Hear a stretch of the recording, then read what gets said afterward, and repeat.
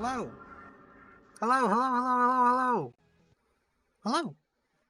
Hi. So happy St. Patrick's Day. It's Friday, March 17th. And I'm Juan a Million. So we're here to talk, and we are going to talk about all the major issues. We're also here to say happy St. Patrick's Day because it is St. Patrick's Day, and there will be a special St. Patrick's Day kind of thing. Hello. Wow. It's fast. All right. Hey, Florida, Texas, the Senate. Yeah, I mean, honestly, it's kind of a shit show all around. Wow, I swore already. Am I banned off YouTube that quick? All right. Anyways, look, things are going wild everywhere. Florida trans kidnapping law. Oh no! Tell me that's not what I think it is. Yeah. For anyone that doesn't know, anyone here tuning in, there is a very real uh war on trans people going on right now in America.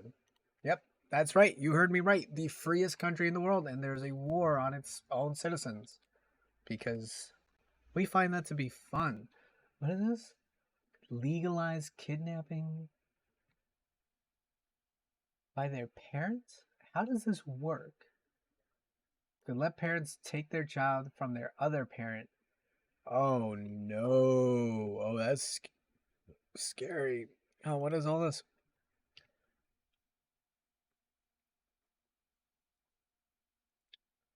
Go to jail for 90 days for existing in public spaces? Oh no. See, I don't understand when it went from, hey, cross dressing is that thing that we do for comedy to it's the most vile attack on our people since, 9/11. Like when did this become the biggest issue that we had to worry about? Like what is happening to the world right now? And this is what I'm saying. The United States is in like the weirdest place that it's ever been, where for some reason we're on the verge of war, but at the same time, we're still dealing with some really bullshit scapegoating going on. You know, look, the problem here is the GOP doesn't have a real plan. Their idea is scapegoat, scapegoat, scapegoat, scapegoat until, enough people are like, yeah, I don't like that thing either because of all the terrible things you've said about it. Like I've brought up before, the last time I saw somebody being a pedophile, it ended up not being anybody trans.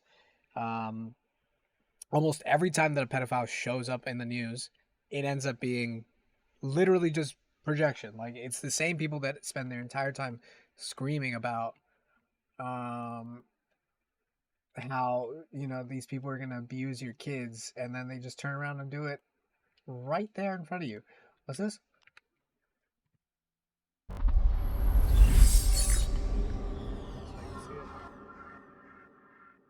Multiple trans sex workers have independently confirmed Eden Knight's abductor college has hired them before. Terrifying. Made me wonder why he of all people was chosen to oh my god. That's terrifying. So wait, what is this? This firm was hired to get a trans woman deported to Saudi Arabia. Terrifying. Where she was forcefully detransitioned. Literally the stuff of nightmares. They just kidnapped someone, sent them off to what? The Saudi Arabia just to get them in. Oh my god. This is terrifying. That's terrifying. This is like actual nightmare fuel. Like I said, there's a very real war going on right now on trans people. They are basically being attacked for existing. And the whole point is that if you can scapegoat an entire group of people, make them the problem, then you don't have to actually examine what is causing the problem. Like, do you know what the number one cause of gun violence is? I mean, sorry. Do you know what the number one cause of death in children is? Guns. And yet these people won't do anything about guns, but they will harp and harp and harp about how trans people are literally destroying our nation from the inside out. Mm. See, it all comes down to like what you think the government is supposed to do for you. Is it supposed to be there to serve the people's interests? Is it supposed to be there to enforce some kind of ethical code? What does it do? Recently, I've really come around to the idea that government is really just a form of basically distributing violence, regulating, distributing, and asserting violence. Like, governments basically go to war. That's them exerting international violence. They will use the police on people. That's them using violence to subdue or detain us. And then they'll force upon you some really, really extreme conditions, basically being like economic violence, where they just kind of you over all the time. But in this case, this is cultural violence. You're basically being attacked for existing, and that's awful. That's literally, this is like actual nightmare fuel. Like, what the hell? Fortunately, trans sex workers' jobs are precarious, so no one is willing to go on the record about him hiring them yet. I was only able to get this information with the promise of full anonymity. Feel free to reach out if he's hired you or anyone you know before. That's terrifying. Yeah, of course she's probably dead. Like, what did you think was gonna happen?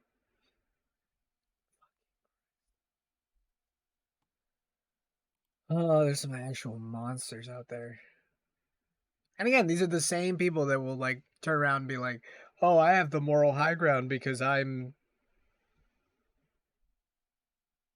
know, successful in finance." Is that it? Can we even call that successful? I don't know. Like, he's probably doing well enough to hire trans sex workers, I suppose. Look at this. Someone else is investigating. Oh my god. This is terrible.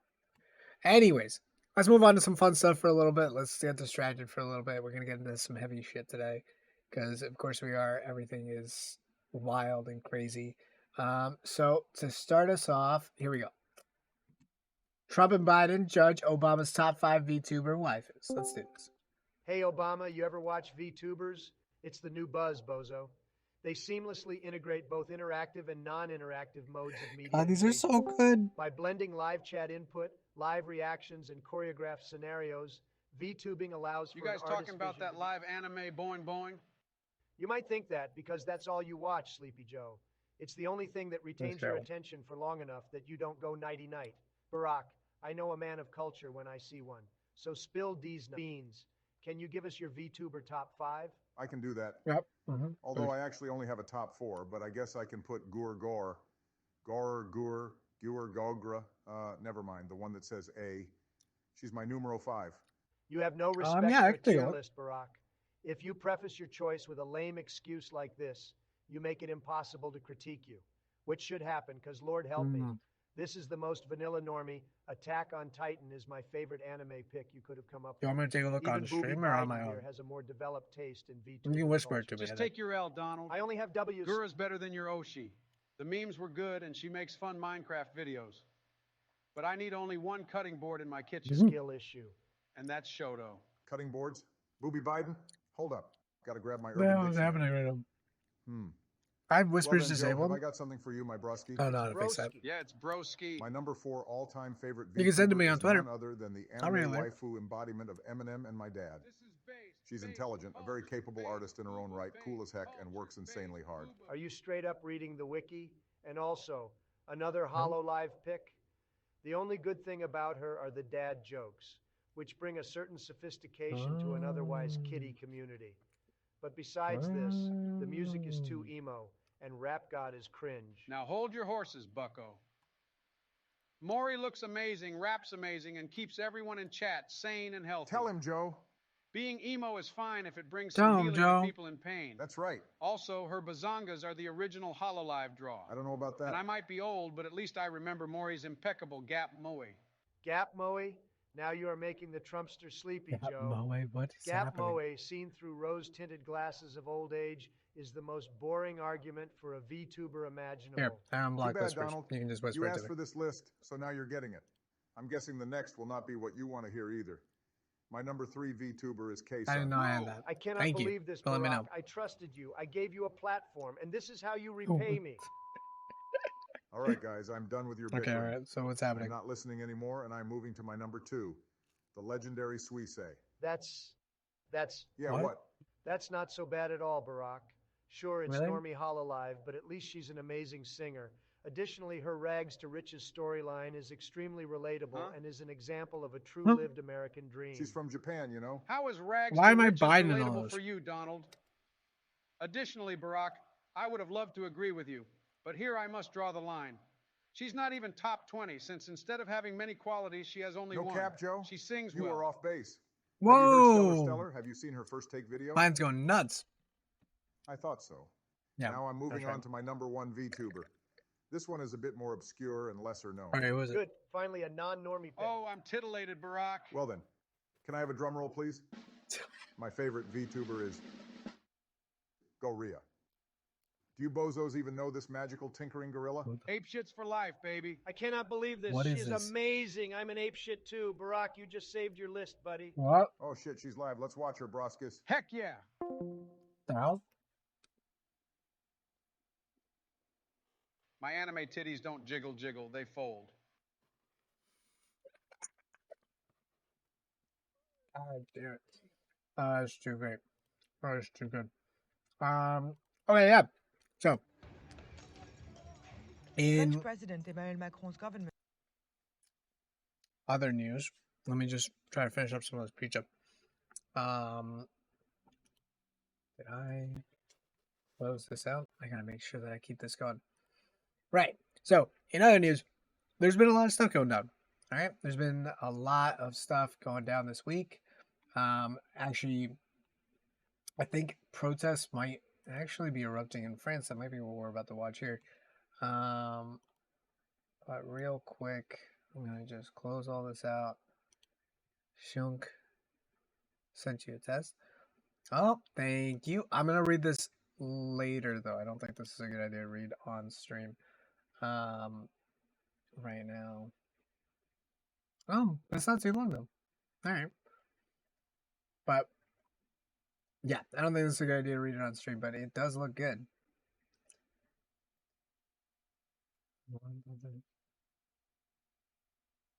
Nice. Yeah, where you really want to focus on, again, you're doing great here, is just adding in those facts, because anecdotes are great, but they don't really count for, they don't really count when you're really trying to convince people, you know?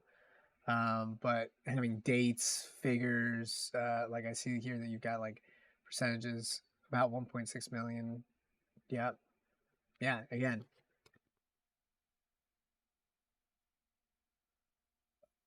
Wow, this is pretty good. Sorry, I know I'm like reading this quickly. I don't want to, again, I don't want to put you on blast here on live stream, but it's pretty good. I like it. Again, try to again keep to the facts. The more emotions that you put into that stuff, the more that people just start nitpicking. And you don't want that, because like the argument you're making is real and the point you're making is important. It needs to be said. But there's a point in there where you wrote, and again, not to put you on blast, but you put that they're being treated like pigs, experimented, led to the slaughter kind of thing, which is very real, very true. But that kind of language sometimes takes away from the point that you're trying to make, which is a really valid point, which I guess is that they are basically being led like pigs to the slaughter. But again, you're doing great with the numbers. You're doing great with the facts, the percentages. It looks good. It looks good. Yeah. Oh yeah. No, I know it's well known. It's just, when you're trying to make a compelling argument, sometimes the more facts and the more that you can kind of be cold and non-emotional about things, the better that it'll turn out. But it looks good. So anyways, moving on. We have to talk about a lot of stuff. We got to talk about international conflicts. We got to talk about SVG. We got to talk about all the good shit. So real quick, again, this is like the random news hour.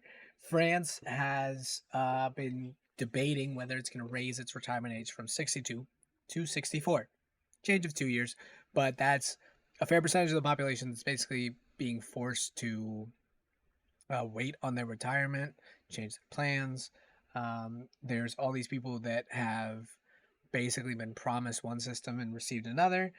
But right now, actually, this might be old. This video's 4 hours ago. All right, so 4 hours ago is actually probably pretty recent. So recently, France was trying to pass this. There were huge, huge protests to the point where famously, here, hold on, maybe I can find this real quick. Firefighters, France, be police. So there was this picture that came out of firefighters literally lighting themselves on fire to go toe to toe fighting against the police. All right. And this is all about working conditions, pensions, the whole kit and caboodle. This was literally January. But recently things came to a head when it came to the pension protests. Emmanuel Macron, France's president, decided to completely just subvert Congress and pass the reform on his own, thus effectively raising the age to 64 instead of 62. And let's see what happened. Invoked a special provision of France's constitution on Thursday to bypass Parliament in a bid to push through its controversial pension reform. On ne peut pas faire de paris sur l'avenir de nos retraites. Cette réforme est nécessaire. The move received a frosty reception in Parliament, with lawmakers singing the national anthem.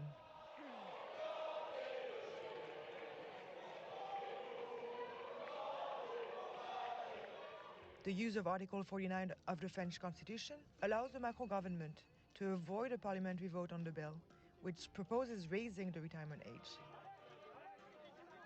It comes after public sector workers have walked off the job in droves, culminating in piles of trash building up around the French capital. I mean, see, here's the thing. When you start basically giving power to, these people that keep on abusing it, eventually there is a general protest, right? In this case, it is, these trash workers just letting the trash pile up and whatnot. There are certain industries that obviously can't really do this, but this quickly becomes a health concern, right? That quickly becomes a national emergency, and then they declare that you have to work. But that's where the power lies, right? So when rail workers here were basically told that, listen, you have to go back to work, there is no other option. If you don't go back to work, you could face fees, jail time, whatever. That's the point. The point is to make things uncomfortable, right? So them taking out the trash, or not taking out the trash in this case, it's meant to make things uncomfortable. And it's just going to get worse, and little stuff like this is effective. A view of the iconic Eiffel Tower. But only if you stick to it. A scene that offers a less romantic vision of the city. Oh boy. Oh no. Oh god. Heaps of trash piled on the city streets. The garbage has not been picked up in Paris for over a week. This is in response to the unpopular government pension overhaul that has been proposed by French President Emmanuel Macron. Macron has proposed overhauling the pension system. He wants to raise the legal retirement age by 2 years to 64 and make people work longer before they can touch their pensions. Unions are unhappy with the legislation. Millions of workers have gone on strike since January, when the current bill was first presented to Parliament. Macron dégage! Macron dégage! Teachers, train drivers, and oil refinery staff from across the country are among those who have joined the strikes. Here's the thing. I actually don't really mind the fact that they would raise the retirement age if they also guaranteed 4-day work weeks. Okay, because I think most of the problem that we're having here is that people feel robbed of their time. You don't have enough time in the day to do anything, right? You spend I don't know, what is it? You spend 2 hours commuting in, maybe. Let's make it even. Let's say it's an hour commuting in, an hour commuting back.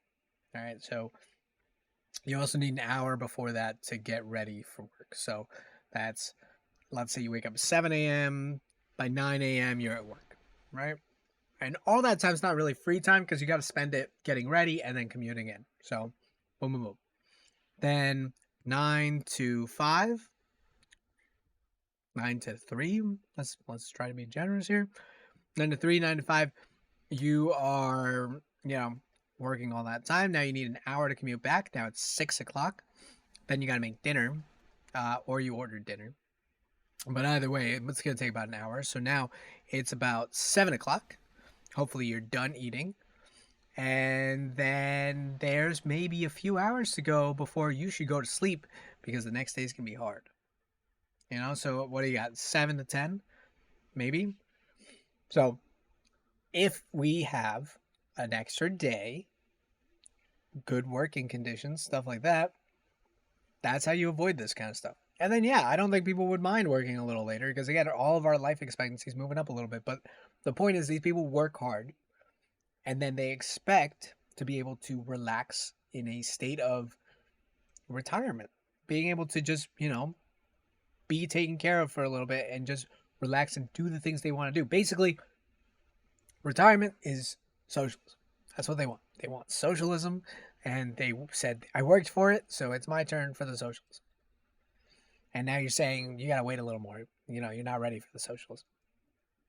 It's rough. It's a rough life. Recent polls showed nearly 70% of people oppose the reforms. Ooh. But Macron says the changes are needed to protect France's pension system from collapse and to maintain control of government expenditure.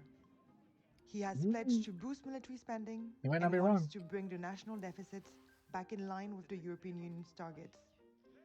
France has one of the lowest rates of retirees at risk of poverty in Europe, but this comes at a cost.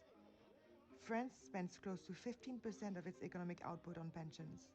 That's almost double what the US spends. No. The country's pension system is expected to run a deficit of 1.8 billion euros in 2023. That's set to keep increasing to 21.2 billion euros in 2035. Wow. As the population They're ages, the number screwed. of workers who fund each pension check is shrinking. The government has ruled out raising taxes to shore up deficit, saying that taxes in France are already high. Nous avons conscience que cet effort demandé aux Français n'emporte pas l'adhésion d'une majorité de Français. Mais nous sommes convaincus que les alternatives, augmenter les impôts, augmenter la dette, baisser les pensions des retraités, n'emporteraient pas davantage l'adhésion de l'opinion. Oh boy. This isn't the first time Macron tried to overhaul France's pension system. In 2019, he proposed to streamline France's 42 different state pension plans, which vary in retirement age and income, into one universal system. He also wanted to introduce bonuses and penalties to encourage people to work until the age of 64. This led to strikes across the transportation system, which paralyzed the country for weeks before the government shelved its plans as the COVID-19 pandemic struck. But some economists say the proposed changes won't keep the system afloat for long. Many see the fight over pension as the last stand. Look at that. Where is the social justice? Yeah, no, honestly, like they're watching all their hard work just disappear. That's what it is. They're sitting here like basically being like, I worked for it, you promised it. And I saw someone put it really well the other day. America has this idea where if you invest in the property, if you buy a home in America, the value goes up. It's in America's best interest to keep that going. You want the value of a home to go up. And it's the same with most of these developed nations. They're trying to ensure that their citizens remain their citizens, that they stay. And part of that is ensuring that if you have a home here, the value goes up. And how does it go up? Because you have good communities, because people want to be there, because, it's stuff like that. Like you can look when you're buying plots of land. There's plots of land in like Kentucky that are literally like 12 acres and it's like $1,000 an acre. And then there's places in like New York or California that are like hundreds of thousands, if not millions of dollars for the whole thing. And it's just a difference of, like where do people want to be? So, in some cases, it's worth between 80 and 100K. It's a bit. Yeah. No, that's exactly what I'm saying. You know, like it's stuff like that where you just kind of have to sit there and think, like, why is this valued so much when technically this is just a family home? This is literally like that's a family home, and I don't even know if that like counts for a whole family. You know, technically that's like a family of three, maybe, maybe. You know, it could also just and again, the idea is that they promised you that house value would go up because they made housing, which should be just a basic right. I talk about that in the self-care stream where I'm talking about how, you know, food and shelter is basically it. But like they made housing, shelter, which should be a right, a commodity. And they said if you invest in this commodity, it will reward you. And so a house wasn't somewhere that you like just bought and owned and maintained. It became like an investment tool. You can leverage it, you can move it. And so suddenly the house needed to be worth things. You know, it wasn't just a good place to stay, it wasn't just a good home, it needed to be an investment portfolio, essentially. Um, so, anyways, all these countries are interested in maintaining that. They want to keep this whole thing going, and they want to make sure that they are the best place to live, the best value, that their houses keep rising in value, their properties keep rising in value, because it means, or is a way to demonstrate, especially in a capitalist society, that there's value there. You know, the value that you get in a capitalist society is how much money can you spend, not, you know, the quality, the use. Like, I put it this way: if you have a good home that like is comfortable, it takes care of you, it's you know, warm, it's whatever, great. You have what you need. But we started saying like mine has to be the McMansion. Like I see McMansions popping up everywhere, but like mine has to be bigger, it has to be wider, it has to have this, it has to have that, da, da, da, whatever. You can add as many things as you want, but like when we started making it into an investment, that's when you get these big companies coming in and making them all into these cookie cutter homes that are barely even functioning, but they're just good enough for people to buy, you know? And then we have these like overtly expensive, crazy houses that just aren't in anyone's price range. But again, because of the system we made, they have to increase in price. You know, they just have to keep going up and up and up and up. And eventually it's going to pop. But you know, there's only so much up it can go. But anyways, here let's get going. Defense of France's social welfare model. J'y vois une régression des droits sociaux, assortie d'une procédure politique qui est épouvantablement antidémocratique. Et voilà, je proteste. France's Senate approved the controversial reforms on March 11. But the government struggled to cobble together enough votes for it to pass through the lower house of parliament, the National Assembly. Macron's move comes at a high political cost. Protesters in opposition parties that have painted Macron as an authoritarian now have more ammunition to mobilize the masses. Yeah, they do. Demonstrators took to the streets after Article 49 was invoked. A number of parties have said they will retaliate by putting forward a no-confidence motion. If successful, that would force the government to resign. Wait, they want the government to resign? Is that the whole government? It's happened before. Wow. Yeah, the protests are going wild, you know. Now let's turn to France, where two chambers that I'm ready to engage have expressed their anger. And until the end, it was like that. well, as the government, and there's a heavy police presence as well. And oh, the violence! Where's the violence? March on the National Assembly a little earlier, while others have been chanting. Where's their Jan 6? Why don't they Jan 6? People are again out on the streets, not happy with this decision by President Macron to use those special measures to force through this. Here's some of what people said a little earlier. It's unbearable. We've been mobilized for 2 months, and all the opinion polls show that 2 they reject months. this pension reform. It's indecent 2 and months. it's not going to stop there. We are here today, and we will continue the mobilization in our workplaces, everywhere in the cities, in the streets, and elsewhere. Yeah, so I think what they're saying is they're going to force the entire government to resign, which I've seen happen before. I mean, let's put it this way: about I want to say 2019, somewhere around there, Russia actually dissolved its entire parliament, and Putin handpicked his replacements. Why? Because he wanted people that wouldn't say no, you know. But this is it, again, and again, like governments basically exist to control the flow of violence. All right, so in this case, governments are there to ensure that violence is happening here and not there. Like, you put your armies to fight where they want to, you put your police to put their violence to enforce that everyone is at peace. It's a flow of violence. And when we respond with violence, it's just more violence. But hopefully they can pass this resolution. The entire government will resign and we'll get to see that happen because I love that. That's a great idea. Such an explosion of shit. We have to get together. We have to get organized. We have to fight.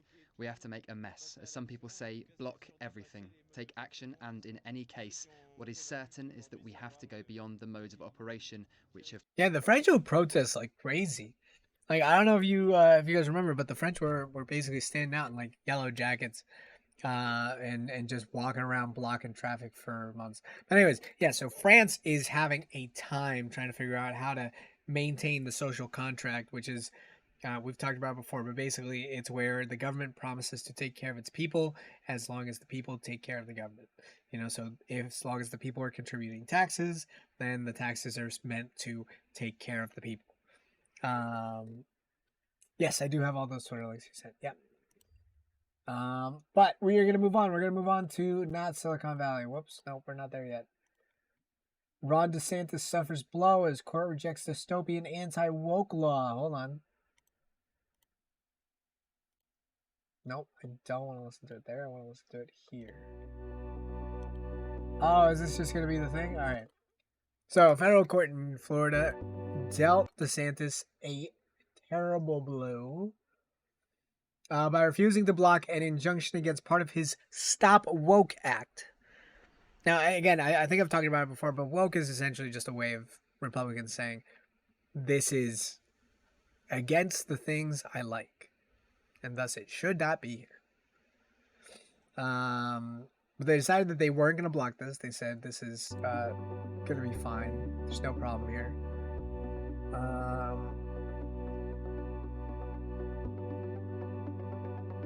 Sorry, yeah. So it can't be implemented. The act was going to restrict curriculum around racism and sexism. Yeah. Basically, the act was supposed to, and again, we talked about it before on the show, but the idea was that if he were to put this forward, they want to basically cut any kind of education that focuses around race or sex or gender or anything like that, which again is important stuff to talk about, especially if you're not going to hear it at home. And I don't trust all of you to hear it at home because honestly, you're like, come on, we know where we live, we know what this country's like, and I know that some of y'all just ain't getting it. You know, like me being a parent, it's a hard conversation to have. All right, but at the same time, it's not that hard. You just tell them people are people, and you treat them like people. And then when they start having questions about sex, then things get a little hard. But again, if you're open and honest, then it doesn't have to get weird. Considering states have blocked bills to stop child marriage. Yeah, no, yeah. They'll let child marriage go through. That's totally different. Actually, in fact, I think we saw something here. Did I show it on this channel? At a certain point, there was a bill that basically said that, well, you know, if what would you call them? Cis females, right? Cis females would basically have the right to have selective plastic surgery because that's really important for their mental health and their well-being. So obviously they must be allowed to have it. But no one else, obviously. No, because doing that to anyone else that's underage could possibly be damaging to their mental health. Like, no, you're not. Like, yeah, and again, this is what I've been saying. It's all about finding your scapegoat. So DeSantis is out there with a shotgun. He's shooting all the scapegoats. He's like, is it black? Is it white? Is it trans? Is it this? Like anything he can attack, he's there. So he's ready. Like that was the whole. Remember, this is the same guy that sent all those immigrants to Rhode Island, just to be like, take that, woke liberal states. Oh, and they're like, okay, sure. We treated them like human beings, gave them a place to stay, and information on how to sue you for basically mistreating them and not following directions.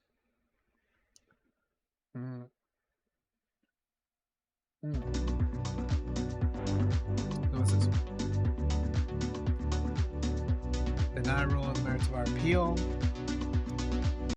Again, this is DeSantis' press secretary who's just going to say, look, the appeal is ongoing and they're not ruling on the merits, which basically means like they didn't even address like how valid we are, because we have such a valid point here, that they're just saying that it's not legal what we're doing, which it's not. You're discriminating against a certain group of people by restricting education that talks about how they have been discriminated.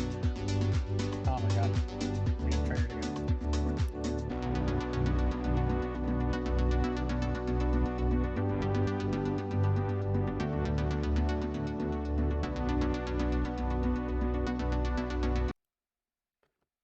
And again, this is another thing about the whole scapegoating issue. It's not enough that, let's put it this way. At a certain point, they found out that when you are college educated, you are more likely to vote liberal. You're more likely to vote blue. You're more likely to vote left.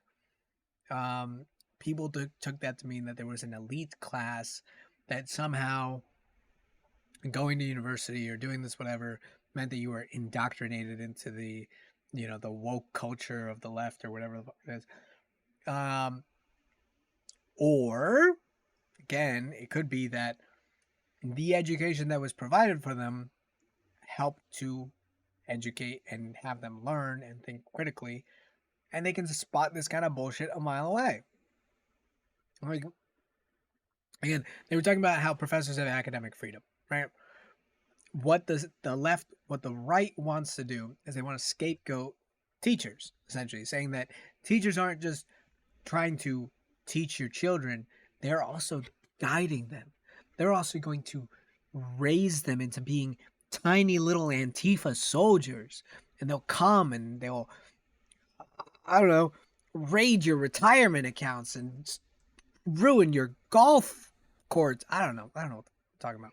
But the point is, they want to scapegoat teachers. Now they're saying the teachers aren't these underpaid, overworked, terribly abused members of our community, but in fact, some kind of liberal cult basically gathered together to try to instill some sort of like socialist dream in these kids. No, none of that's happening. More and more young people are turning to socialism and ideas like that because we are not getting along with capitalism. Like, sorry, but I didn't have time to get in on the whole housing market back in the 50s when, you could work one job, which was like sweeping the counters at the, sweeping the floors at the bar, and you could afford to live in a house, even though you were only working part-time, you could have a family home and maybe an extra at the house or two. Like, I worked for the government. I couldn't even afford my my food after I paid rent. Like, no one's getting paid enough. No one's getting paid enough. Everything's too expensive. Young people are seeing it. They're rebelling. And then the right just calls it wokeism. Like, what the hell?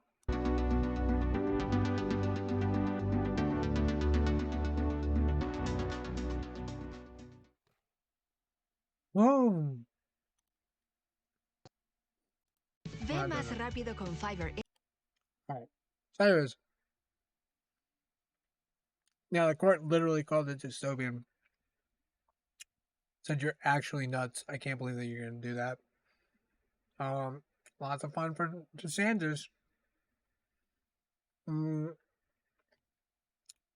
Yeah, see, look at this. Prohibits the teaching of lessons or business practices such as diversity training sessions,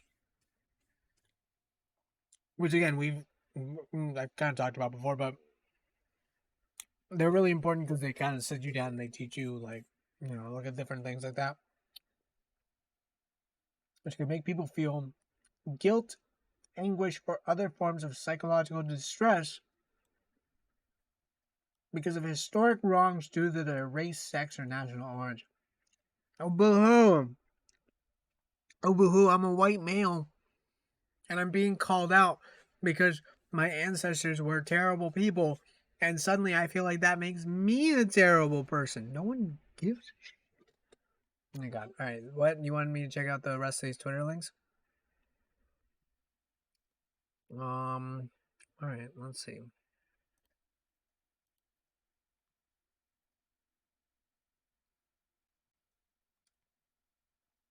They're both from the same person, right?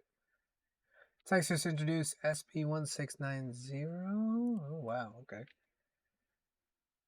All in. Chunk. Alright, what's this? So, horrifying, Texas introduced SB 1690 that would allow the state to remove kids from parents' custody. They can. Oh, alright, so kidnapping kids. That's totally what we're in now. Love it. Love it, love it, love it, love it. May not appoint a parent as a conservative of a child if the parent removed the child from this state for the purpose of obtaining or seeking. Wow. Alright, so they're saying they can't have it here, but if they go somewhere else to have it, we're gonna hunt them down and make sure that they can't keep their kids here. This is terrifying. Like, this is actually awful. All right, so that's one. Let's see what else is there. This one, this one. Let's see. What is this? All right, so this was the first one you sent.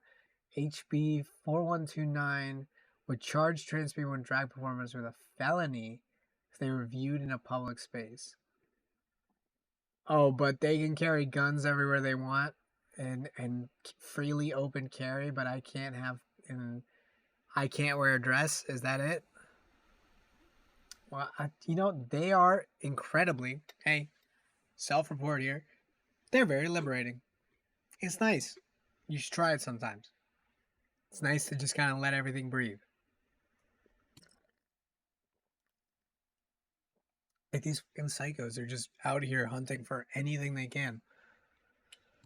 Members of the United States Senate has introduced SB 435, which bans trans people from military service. Ay, again and again with this.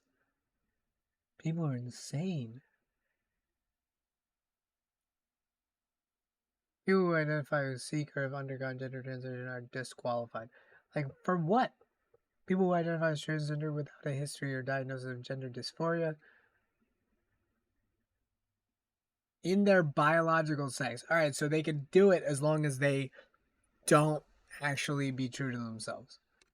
Basically, hide, run and hide. Oh my god. Like, I'm sorry, because like I don't want this to be the message that we're sending to our youth. Like, this is literally like Nazi Hitler kind of things. Yes. Yeah, we're gonna talk about that. We're gonna talk about that actually right now. But yeah. As using this section, adult performance means that it sexually has passed and amended this. So Kentucky already passed this. Oh, it's a public protection committee. This is terrible. Oh my god. Engages in an adult performance? What is an adult performance? Like, I know you can't just like have sex out in the street, but like, what the hell? Is it an adult performance just like not wearing means a sexually explicit performance? Okay. Again, like I'm not expecting people to just kind of like outright have sex in the streets. That's weird. It includes a live performance or a performance involving male or female impersonators. That's wild. That's wild. Literally, we've been doing this since Shakespeare. Like literally, Shakespeare just grabbed men, threw them in drag, and then just put them up on stage. Like, what the fuck is this? We're literally getting so fucking like pissy about the weirdest shit. All right. Okay. All right. So, anyways, we gotta move. We gotta move on. We gotta move on. This is terrible. Again, the war on trans people, the war on woke, all that shit. Awful. Awful. Literally like dystopian Hitler shit. Really? Is there a law in Tennessee that says you can't run as an atheist? Like, what? Why are we drawing these lines in the sand? You know, like these are ever shifting lines. These are really just random bullshit. I don't understand why we are getting so caught up in random bullshit. Is this another controversy? Your chief concern is the color of a make-believe singing mermaid? Yeah, no. This is what I'm talking about. Like we're getting caught up in some actual crazy shit. Bullshit. Anyways, we're going to move on. An arrest warrant was put out for the Russian president, Vladimir Putin. All right. We're moving on to the Ukraine/Russia section of this. Also, happy St. Patrick's Day to everybody. It's lots of fun here. We are going to do a slightly fun drinking game, I suppose, if you're over 21 or if you're legal drinking age, wherever you are. And that is drink anytime you get triggered. Have a happy St. Patrick's Day and don't drink too much. Drink safely, blah, blah, blah, blah, blah, blah. Now let's keep doing this. Let's keep going. The news that's broken this afternoon with the International Criminal Court issuing an arrest warrant for President Vladimir Putin for the alleged trafficking of children from Russian-occupied parts of Ukraine. Let's speak to Olga. And by the way, like when I say like comparisons to Hitler and the whole trans thing, I know this is jumping back a little bit before, but those are like fair comparisons to make, and you can bring in both like versions of the same thing. Like they're literally like Hitler, the Nazi party in Germany at the time, were passing basically identical bills to what we're seeing right now against trans people. You can probably find the actual text of those bills, the dates they were passed, and the effects that they had. Because I mean, it happened pretty quickly. Like the wearing the star thing, the starting to put them into ghettos, like these all passed government. Like it wasn't just like a like suddenly the army's doing it, suddenly it's whatever. Like government passed these things. They had an actual parties in the government voting on them, passing them, doing it. Like terrifying. Oh yeah. No, these things are wild. Anyways, let's do this. From BBC Russian. Olga, tell us what's been announced by the ICC. Yes, ICC has just published on its website that they have issued an arrest warrant for Mr. Putin and for Maria Lvova-Belova. That's a children's ombudsman, so the representative, so to say, the defender. She's supposed to issue an arrest warrant for Mr. Putin and for Maria Lvova-Belova. That's Maria Elbow? Come on. Subtitles? I know her name is not Maria Elbow. Children's ombudsman, so the representative, so to say, the defender. She's supposed to be the defender of children's rights in Russia, and she has been a very prominent figure in all this process of moving those children from Russian-occupied areas of Ukraine to Russia, and she was sort of in charge of settling them down of the process when some of them were put into Russian families. So the very fact that this was published is, of course, very prominent. On the other hand, Russian officials, in particular Russian Foreign Ministry representative, has already reacted saying that Russia is not a party of the Rome Statute, so the decisions of ICC are not mandatory for Russia to fulfill. And she tried to sort of to make a sarcastic comment saying that that doesn't mean anything for Russia. And yes, technically it would be quite hard to arrest Mr. Putin unless he leaves territory of Russia. Yes, yeah, he's not gonna like. What do they think this means? General has like, said that it's like they're like, oh, we're gonna arrest Putin. Come on, no, you're not. A historic decision. Whether it's symbolic or actually enforceable yet, as you say, it doesn't look likely, does it? But this follows on from this commission, which found that Russia had committed human rights abuses over the last year in Ukraine? Yes, that's the claim which Russia was trying to debunk for quite a lot of time. And actually, I think it's very important that, especially internally, this claim that Russia is saving children of Donbass, saving children of Ukraine, is defending children of Ukraine, was very important internally. And it seems that it would be a very harsh question for discussion, both internationally and within Russia at the moment. So Russia tried to show that it's actually doing good for their children. That's the thing which was I can't believe this. Like honestly, they know that nothing's gonna happen to this. I think the whole point of charging him is having it written down, having it written down as a fact. We are officially declaring that this is happening. But he's not giving in. This means nothing to a man that's literally he's literally shitting on the international community every day. He doesn't there's no way that he means Putin walks in with BD every single day. Right? He has chronic BD. It is quite literally a fatal condition for him. Right? And one day it will claim his life. But he literally walks around with BD everywhere he goes. He does not give a shit about this. This is them basically doing it so that they can kind of pat themselves on the back and say, yeah, congratulations, ladies and gentlemen. We did it. All right. We did it. And by that, I mean we said the words. Yeah, guys, we said the words. Because honestly, what can you say they did? What does this mean? Debated by Ukraine, by international authorities, by NGOs, and there were different examples. Of course, it's very important to remember that it's a very tricky issue. That's a topic which is not black and white, because things which are happening in the war zone. And on the one hand, yes, the lives of those kids were definitely in danger. On the other hand, what we have seen with these kids, what was happening to many of them in Russia, was that some of them were put into Russian families. Some of them spent quite a lot of time in camps, in children camps, but children camps. Oh my god! Are we missing this? Children camps. Oh, she's sorry. Yeah. No, I sped her up. That's why. They had to speak Russian. They say that they had to sing Russian anthem every morning. So this doesn't look like a purely humanitarian effort. And I guess that was one of the things which ICC have taken into consideration when. Yeah, so they're attacking the defender of children for Russia because she's basically been indoctrinating Ukrainian children. They're forced to basically be put in camps away from their families. They are put in with Russian families that then raise them to be Russian. It's only been a year, but at the same time, it's been a year of that. And that's terrible. These children are literally not going home. And that's one of the people that is being basically attacked here, or accused, arrested. I don't know. There's a warrant out for her arrest.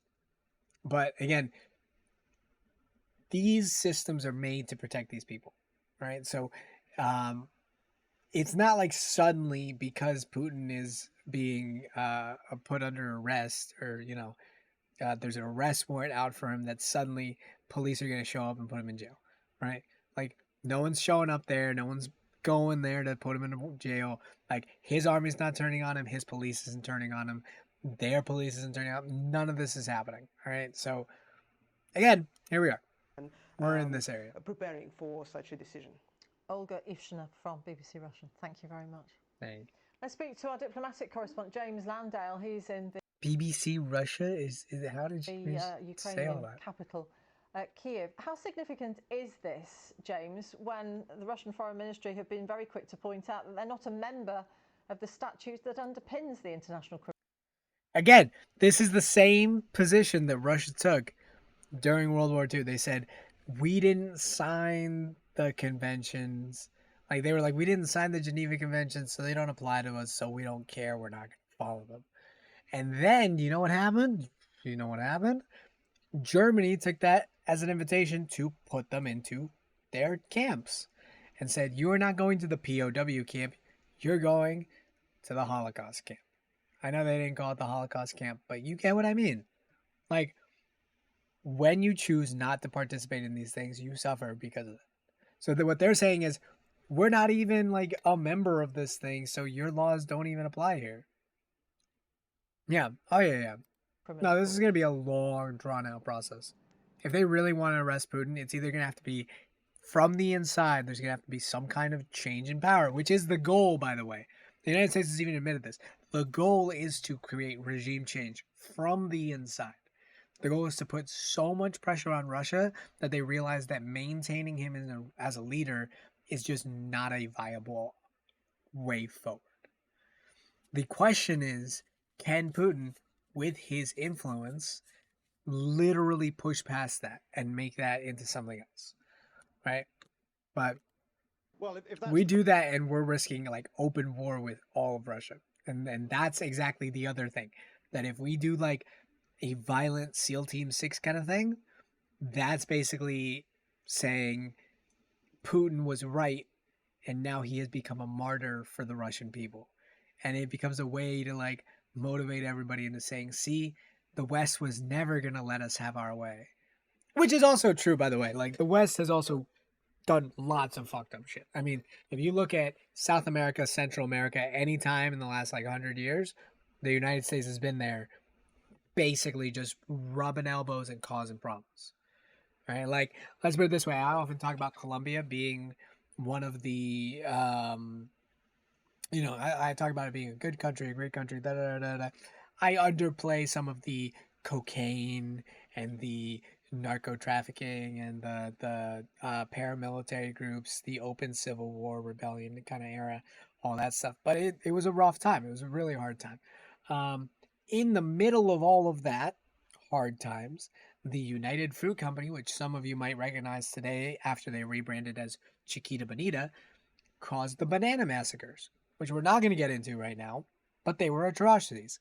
And one of the things that the banana massacres basically were is that they took Colombians, again, my people, and they said, hey, you guys need to pick all those bananas for us. We need them on the next shipment, because that's what we do. We need them on the next shipment because we got to sell those bananas. And the Colombians said, hey, listen, we're not really being paid, and the working conditions aren't great and everything. Like, we really need these things fixed if we're going to continue working here. They refused. They went on strike.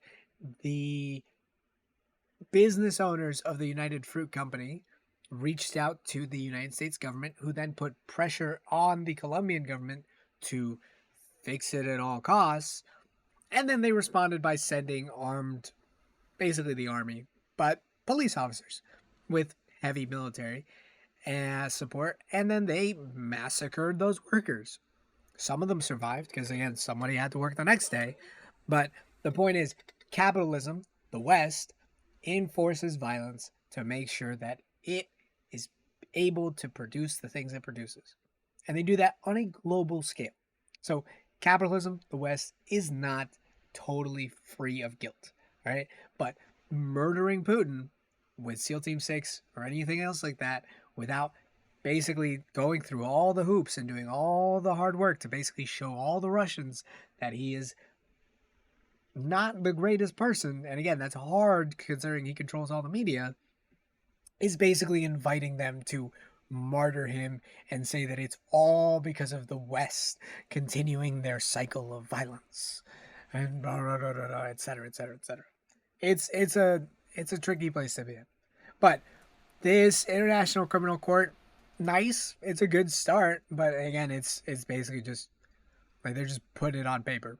Baseline, then, we should note that Ukraine is not a signatory to the ICC, nor is the United States. The United States doesn't recognize the authority of the ICC. The key point about this is that the International Criminal Court has chosen hopefully that's what we're going for. Regime change. The court could have focused on lots of other military commanders on the Russian side who have bombed civilians, schools, hospitals, residential areas, all of which are, accused of being war crimes. Instead, what the court has done, it has chosen to focus on two things. One, the deportation of children, which is considered a war crime, but also specifically on the responsibility of not just the Children's Commissioner, but President Putin themselves. And the court says the reason they're doing it is to try and deter this happening at the moment. In other words, they say this crime is ongoing at the moment. But it's not gonna stop. Like, again, they just kind of like brought it to light and said like, hey, guys, this is like war crime stuff. And Putin literally said, who the fuck are you? I don't care about you. This is hilarious. This is actual, like, by going trolling. public with... I mean, it's not hilarious because, again, we're talking about trafficking children. Not funny. But Putin's response is pretty funny. Oh, sorry, I almost called him Hitler. That's not fair. We cannot compare the two. Oh, well, no, we should not compare the two. But if you were to compare the two, not so different. Now, again, they're basically not trying to erase Ukraine, but what they are doing is they're taking the children, they're going to brainwash them into basically whatever kind of Russian propaganda shit they want, and then they're going to send them back basically ready to influence an entire next generation over and over and over again until Ukraine disappears and becomes part of Russia again. That's what you would do if you were able to take the whole country. You would basically just influence the entire culture to a point where they would be able to then just turn around and say, yeah, you know what? We are Russian, because I don't even remember being whatever else I was before. But they're starting it early. They're taking the children that they have from these captured areas, deporting them back to Russia, putting them with Russian families, and then just, indoctrinating them. Yeah, and again, we've talked kind of a little bit about this, but when it comes to being an authoritarian or being a person in power, you have people to maintain happy. And if you can keep those people happy, you are golden. So in Russia, Putin has done a good job of consolidating those people and making them into very, very few, very key, specific people who he has perfectly under his thumb. That's why he's able to get away with this shit. That's why people can call him literally anything they want outside of Russia. And then if you say it inside of Russia, you disappear. That's just how it works. And again, it's because he's done the job to literally grab the other people around him. And yeah, oligarchs don't like their yachts being seized because yachts were their way of like hiding the power. But America doesn't like seizing the yachts either. Do you know what we have to do with those yachts? Sorry, when I tell you guys are going to laugh. We need to maintain those yachts in the condition which we found them, right? And what that means for some of these yachts, and remember, these are like super yachts, is that they need to be used. So basically, we are paying, just so you know, for these super yachts, we are paying for a crew of people to stay on them, maintain them, clean them, and use them. Yeah, maybe we should give them to Ukraine, actually. Maybe that's not such a bad idea. But it costs money. It costs money to do this, and the whole point is that we're seizing them, but because of the legal process, we got to be able to maintain them in good condition. And then eventually the idea would be to either sell them back to the original owners or sell them to some new people. But again, while the oligarchs are definitely not enjoying losing these parts of their money, I think at this point, they're basically along for the ride. Lithuania gave seized cars to Ukraine. Honestly, I don't see why not. Because, you're basically, let's put it this way, if you're seizing them for war crimes, I think once you prove it, you could just give that back to the wronged party, Or sell it and give them the money. Either way, I think it's fine. But anyways, yeah, so this is mostly just window dressing. It's just, again, the same basic stuff. These declarations and the warrants, they are trying to deter further crimes taking place. Now, whether that succeeds or not remains to be seen. So I think the significance of this is, you're right. It's very, very unlikely that President Putin is going to leave Russia and place himself in a location where he could be arrested. But at the same time, this is a signal from the international community that what is taking place in Ukraine and has taken place in Ukraine is against international law, and the court is making the allegation that President Putin is responsible for that. And so, as you say, the foreign ministry at the moment is in Moscow is saying that this has nothing to do with them. I'll be specific in what they say. Again, this would be great, but there's no power behind this. So like they can't, they can't really do anything about that. Anyways, moving on steadily. 17th of March 2023. What is this? The International Criminal Court has issued 2 warrants of arrest in the Ukraine situation for Vladimir Putin, President of the Russian Federation, and for Maria Lvova-Belova, Commissioner. Yeah, so anyways, everybody's saying great job, but there will not be any kind of progress being made here. Some important breaking news. But in just this past week, we had a drone crash into a jet. We also had China. We found out that China has been slowly, but surely smuggling stuff into Russia. They've apparently been using the UAE and Turkey as a way to get it in there. And see, I'm trying to find where I put that. Let's see this. Ukrainian military footage of a drone strike on a Russian rocket launcher. The bloody war between Russia and Ukraine is being fought on the ground and in the sky using drones and unmanned aerial vehicles, or UAVs, some of which were never intended for military use. This is one of the weapons in this war, a drone that could fly far behind the front lines, carrying a powerful bomb rigged to hurl deadly pieces of shrapnel like this. Ukraine's territorial defense gave CNN an exclusive look at what's left of a weaponized UAV originally manufactured in China. Ukraine's state security service says an agent reported the launch of the drone from Russian-occupied territory, and troops shot it down at 2 a.m. on Saturday. This is remarkable. The officer is explaining that his men shot this drone down using rifles. Yeah, they're always sending those tests rifles. up. Rifles, yes. So the drone was flying low. The drone was flying low and visible to the naked eye, he tells me. This is where the bomb landed, the explosive device on the drone. Troops rigged the unexploded 20-kilogram bomb with explosives and then sprinted for cover. Officers identified the drone as a Mugen 5, which the manufacturer, Mugen Limited. This is the Mugen 5. You can find on Alibaba for like $10,000. That's wild. Mugen Limited also confirmed to CNN. The company is based in Xiamen, China, designing UAV airframes for activities like forest fire prevention and agriculture.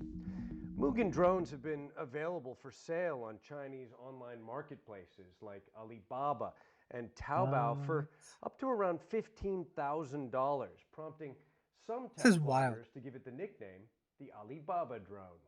Mugen 5 condemns any use of its drones on the battlefield, adding that the company ceased to accept orders from both Russia and Ukraine since the start of the war. But in January, Russian forces displayed these images of what is also a Mugen 5. The Russian military claims it was a Ukrainian UAV that it shot down.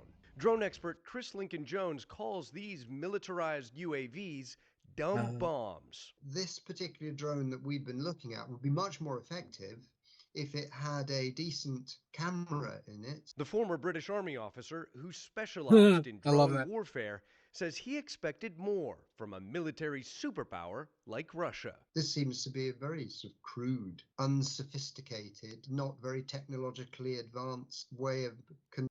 God, just put them down slowly, man. Oh, they already spent 15 grand on the thing, and then probably like another, I don't know, 3 grand or something maybe to put the bomb on. Like, money's tight right now, man. There's sanctions. They did their best. Conducting operations. Oh my God, that's hilarious. I can't believe that. So yeah, so China's basically been caught doing business with Ukraine, Russia, Definitely Russia on some counts, but possibly Ukraine. It's not going well. So let's see. Somebody was saying that China. There could be peace talks. I don't think so. And besides, they're talking about peace between Russia and Ukraine. The war might be in Ukraine, but do not get this wrong. This is Russia versus the West. They're fighting a proxy war in Ukraine, which is Russian troops versus the West's wallet, essentially. Right? So China adding their wallet behind Russia's military could be a disgusting enemy for us to fight. But again, we don't know what's going to happen. We don't know what's happening right now. All we know is that apparently China wants to talk with Russia. They want to make deals. They want to make a peace. President Xi Jinping will visit. And we gotta see where this is going. China is seemingly positioning itself woke is a joke. in the We love woke. War. We don't love woke. Beijing has proposed a 12 I don't know what woke plan is. for peace in Ukraine, and China's foreign ministry has said it's in communication with both sides. All of this has sparked speculation that China may try to get the rivals to the negotiating table. Let's take a look at why the world power would try to mediate. The country typically doesn't get involved in other countries' conflicts, especially the more distant ones. Close enough. But analyst Wang Jiangyu, a law professor at City University of Hong Kong, says that trying to broker peace is a low-cost venture that can yield high returns. If China can do anything. Yeah, no, you're right, Space. Yeah, if China gets fractured, then, if Russia gets fractured, it will lead to destabilization, it will lead into China, and everyone's going to start saying maybe democracy is nice and maybe communism sucks and blah, blah, blah, blah, blah, blah. I don't have anything against democracy, freedom, election, all that stuff, but, different different strokes for different folks, And what does that mean? Does anybody know what I'm talking about? My point here is that not everything has to work for everybody, right? So, again, China made communism work for a while.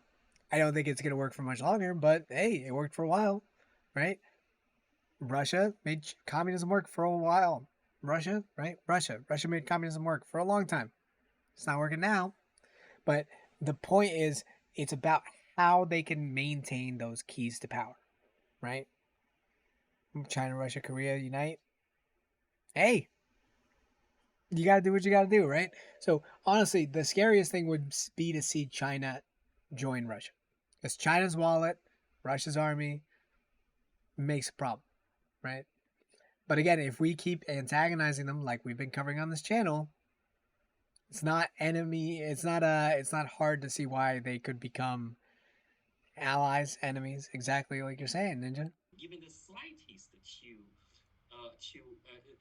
to end the war, or to a lesser extent to bring the parties together to have a talk, to have, for example, to suspend the war, or some.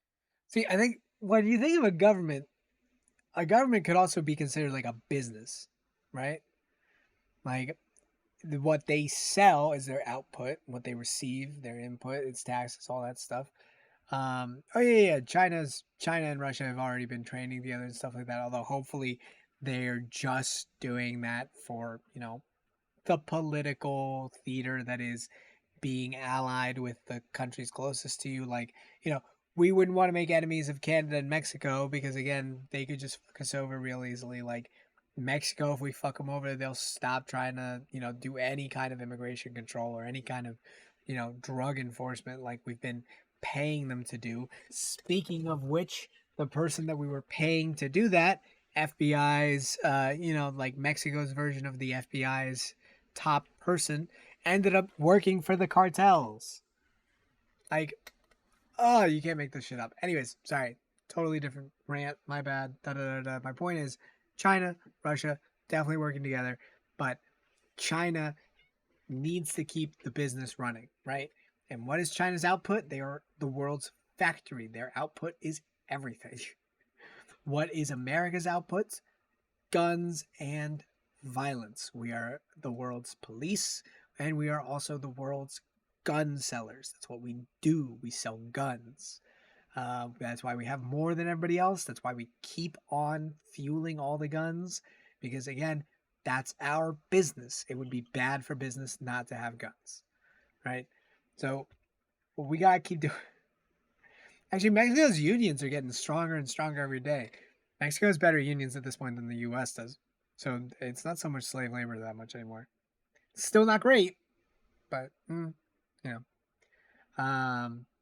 and see, like, I agree with Ninja, but it limits you so quickly because there are only so many things that you yourself can provide.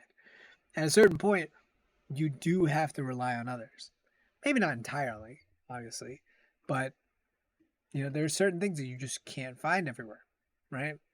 Koalas are only in Australia, and you can't get a koala literally anywhere else, which is why it would be a shame if something were to happen to that forest, which is what is happening. And you guys can check that out. It's a different channel. It's called Friendly Geordies. And he talks about how literally the koalas are endangered now. There's like a koala killer that was the governor of that area for a while. Anyway, sorry. My point is the U.S. produces guns. That's what we do. That's our business. We literally make guns. The U.S. could produce pretty much everything it needs, but we decided that production was not where we wanted to spend our efforts, and we shifted that over to other countries to produce. Eventually, the goal is, and again, this is what comes with being number one, the top of the food chain and all that. The goal is to essentially have your people not have to do anything and be able to receive everything. So the U.S. is a consumer economy. We are made up of people who buy things, not people who make things. Now, we used to make things. We used to have production. It's one of the big talking points that Trump throws around all the time. It's one of the big Republican talking points is, oh, back in the day, we used to make things. Everything we used to make and da-da-da-da, and we used to pay people, da-da-da-da-da. But now everything gets outsourced. Now everything happens in other countries. And then what they do is they turn it around and they say, listen, this is all those countries. It's all, like our country's fault for letting them pay these people pennies on the dollar, right? It's our country's fault for basically pushing our things away, and we should make it so that the only ones that can work are Americans. Americans should be the only ones working in American businesses. Wrong. That's not what they should do. What they should do is anybody working for an American company must be paid American wages. You can still get talent from outside of America.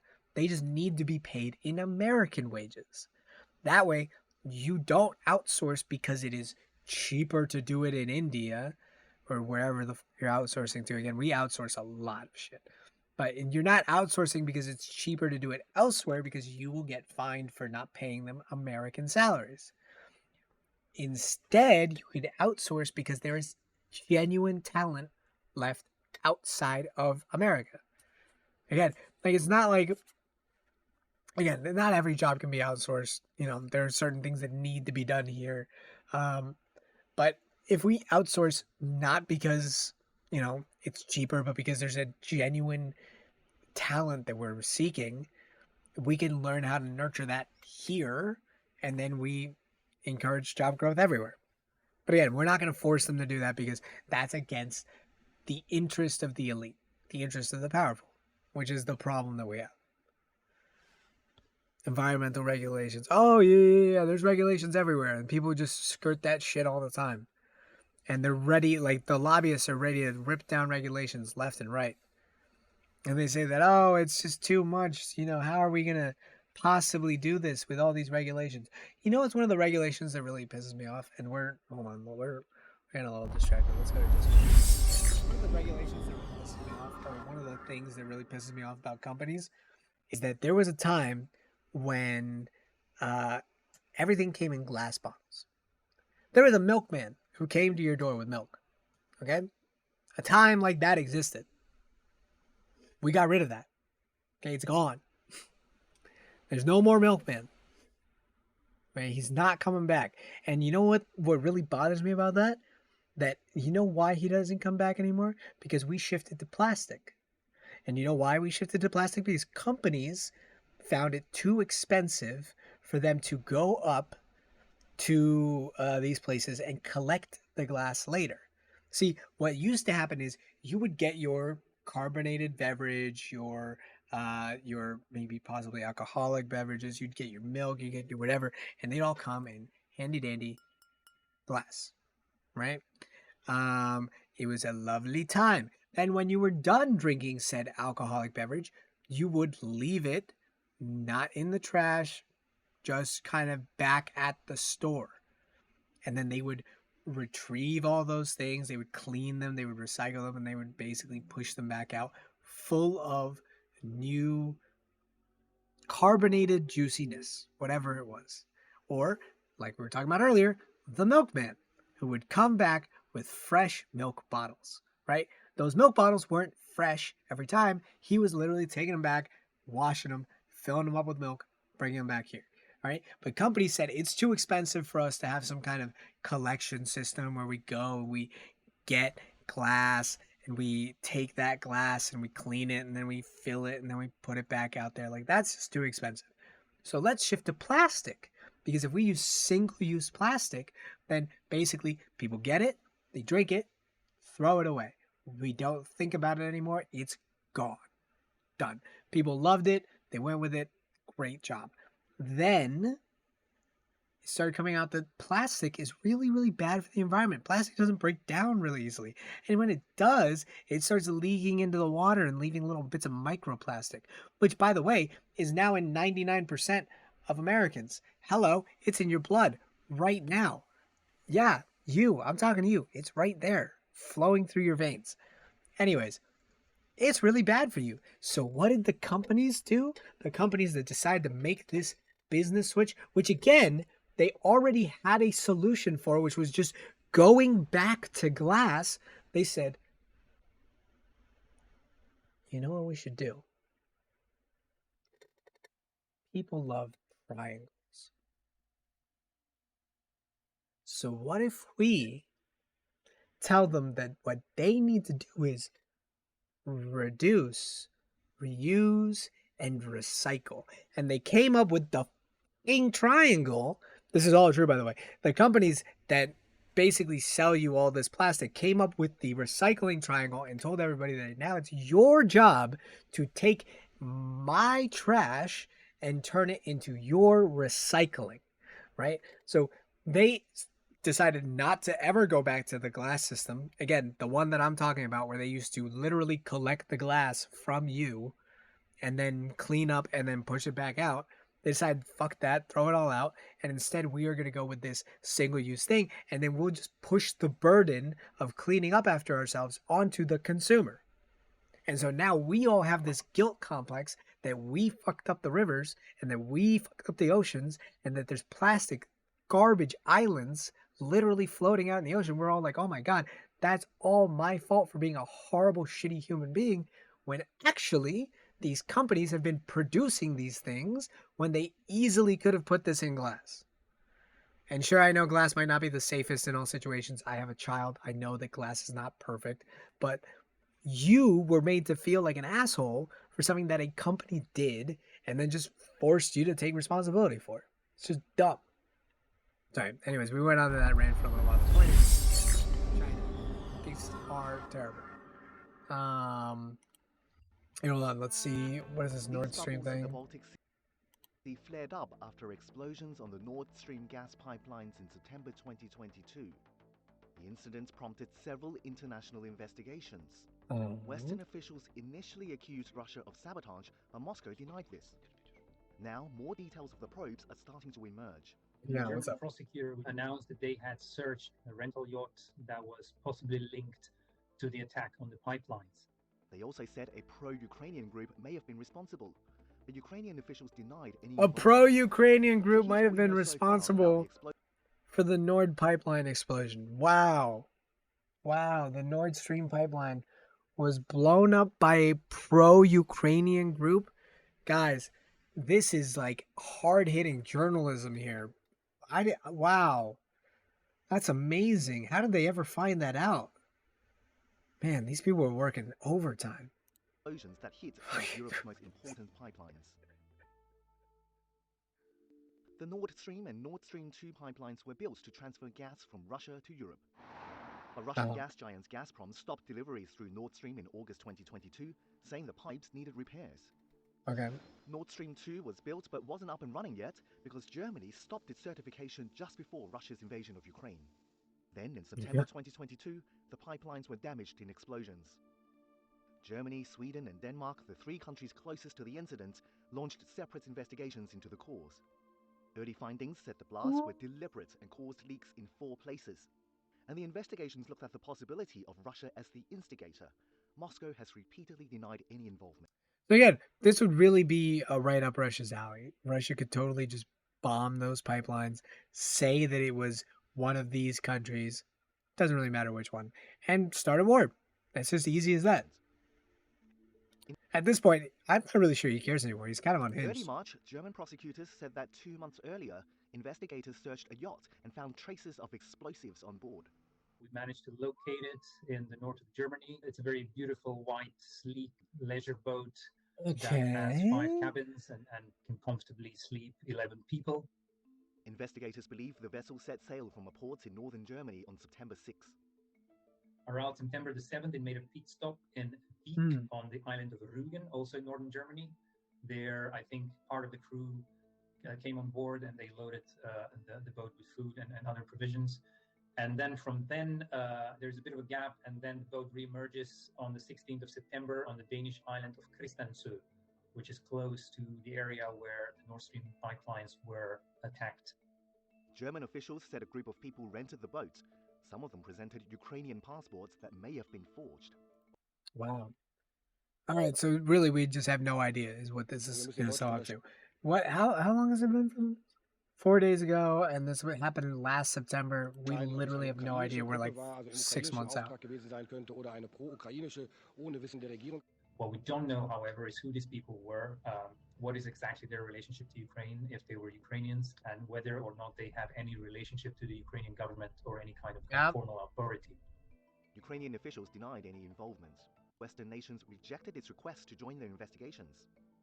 Because again, if Ukraine did it, I can see why Ukraine would do it. Kind of forces the European countries to kind of like get into a position where they either have to support or, back down. But anyways, we're going to keep going with this. I want to see what's this. China's president is going to meet with him next week to hold talks with President Putin. The announcement of the state visit was made by the Foreign Ministry in Beijing and by the Kremlin, which said the two leaders would discuss strategic cooperation. It added that a number of important bilateral agreements would be signed. I'm joined now by our Asia Pacific editor, Celia. You what those agreements will be, because we simply don't know. The statement from both the Kremlin and Beijing, they were very short today. However, we do know that in the past, when the two men discussed strategic cooperation, of course, Ukraine is going to be front and center, but also the United States. I mean, both Xi Jinping and Vladimir Putin, part of the reason they've developed such a close relationship over the past few years is because they both share sort of a joint desire to challenge Western dominance. And so they've seen a lot of value in their partnership over the years because of this. But we should also say that Xi Jinping is coming off of really a bit of a diplomatic coup, because China was able to help broker new ties between Saudi Arabia and Iran. And so Xi Jinping is becoming a bit of an international statesman. And I'm sure that that new relationship with Saudi Arabia and Iran will be of great interest to both Russia and China. So you talk about... So he's literally trying to see, like, can I get enough international support to rival the United States? And he's picking up all the countries that the United States has either fucked over or just outright forgotten along the way, right? Because we were buddy with all of Europe, but we just kind of committed atrocities in pretty much everywhere else. Like again, like what I said with the banana massacres, there's been some shady shit going on from America, and China knows that, and they're picking up everybody who's got a bone to pick. This is like the Avengers, when they come up with the Revengers. Is that what they call it? It's like the anti-Avengers, and it's basically just like, you know, the villain grabs. It's like the mutants, you know, in X-Men. They like one of the bad guy mutants. Magneto makes like a anti-X-Men group, and he just grabs all the bad ones and just goes against them. It happens in like every superhero movie, where eventually they make a team of all bad guys. You know, this is what it is. They're just grabbing everybody that the U.S. has fucked over at one point or another and being like, "Hey, you want to join the club? We're getting revenge." Like, I wouldn't be surprised if this talk essentially signs up to, you get Ukraine, I get Taiwan. Chinese Taipei. Their joint efforts in challenging Whatever you want to call the West, but might the Chinese approach on Ukraine be slightly more nuanced? Obviously, appeals have been made to China to take a different approach to Ukraine. So do you think that President Xi is likely to try to bring any influence on President Putin with regards to Russia's strategy in Ukraine?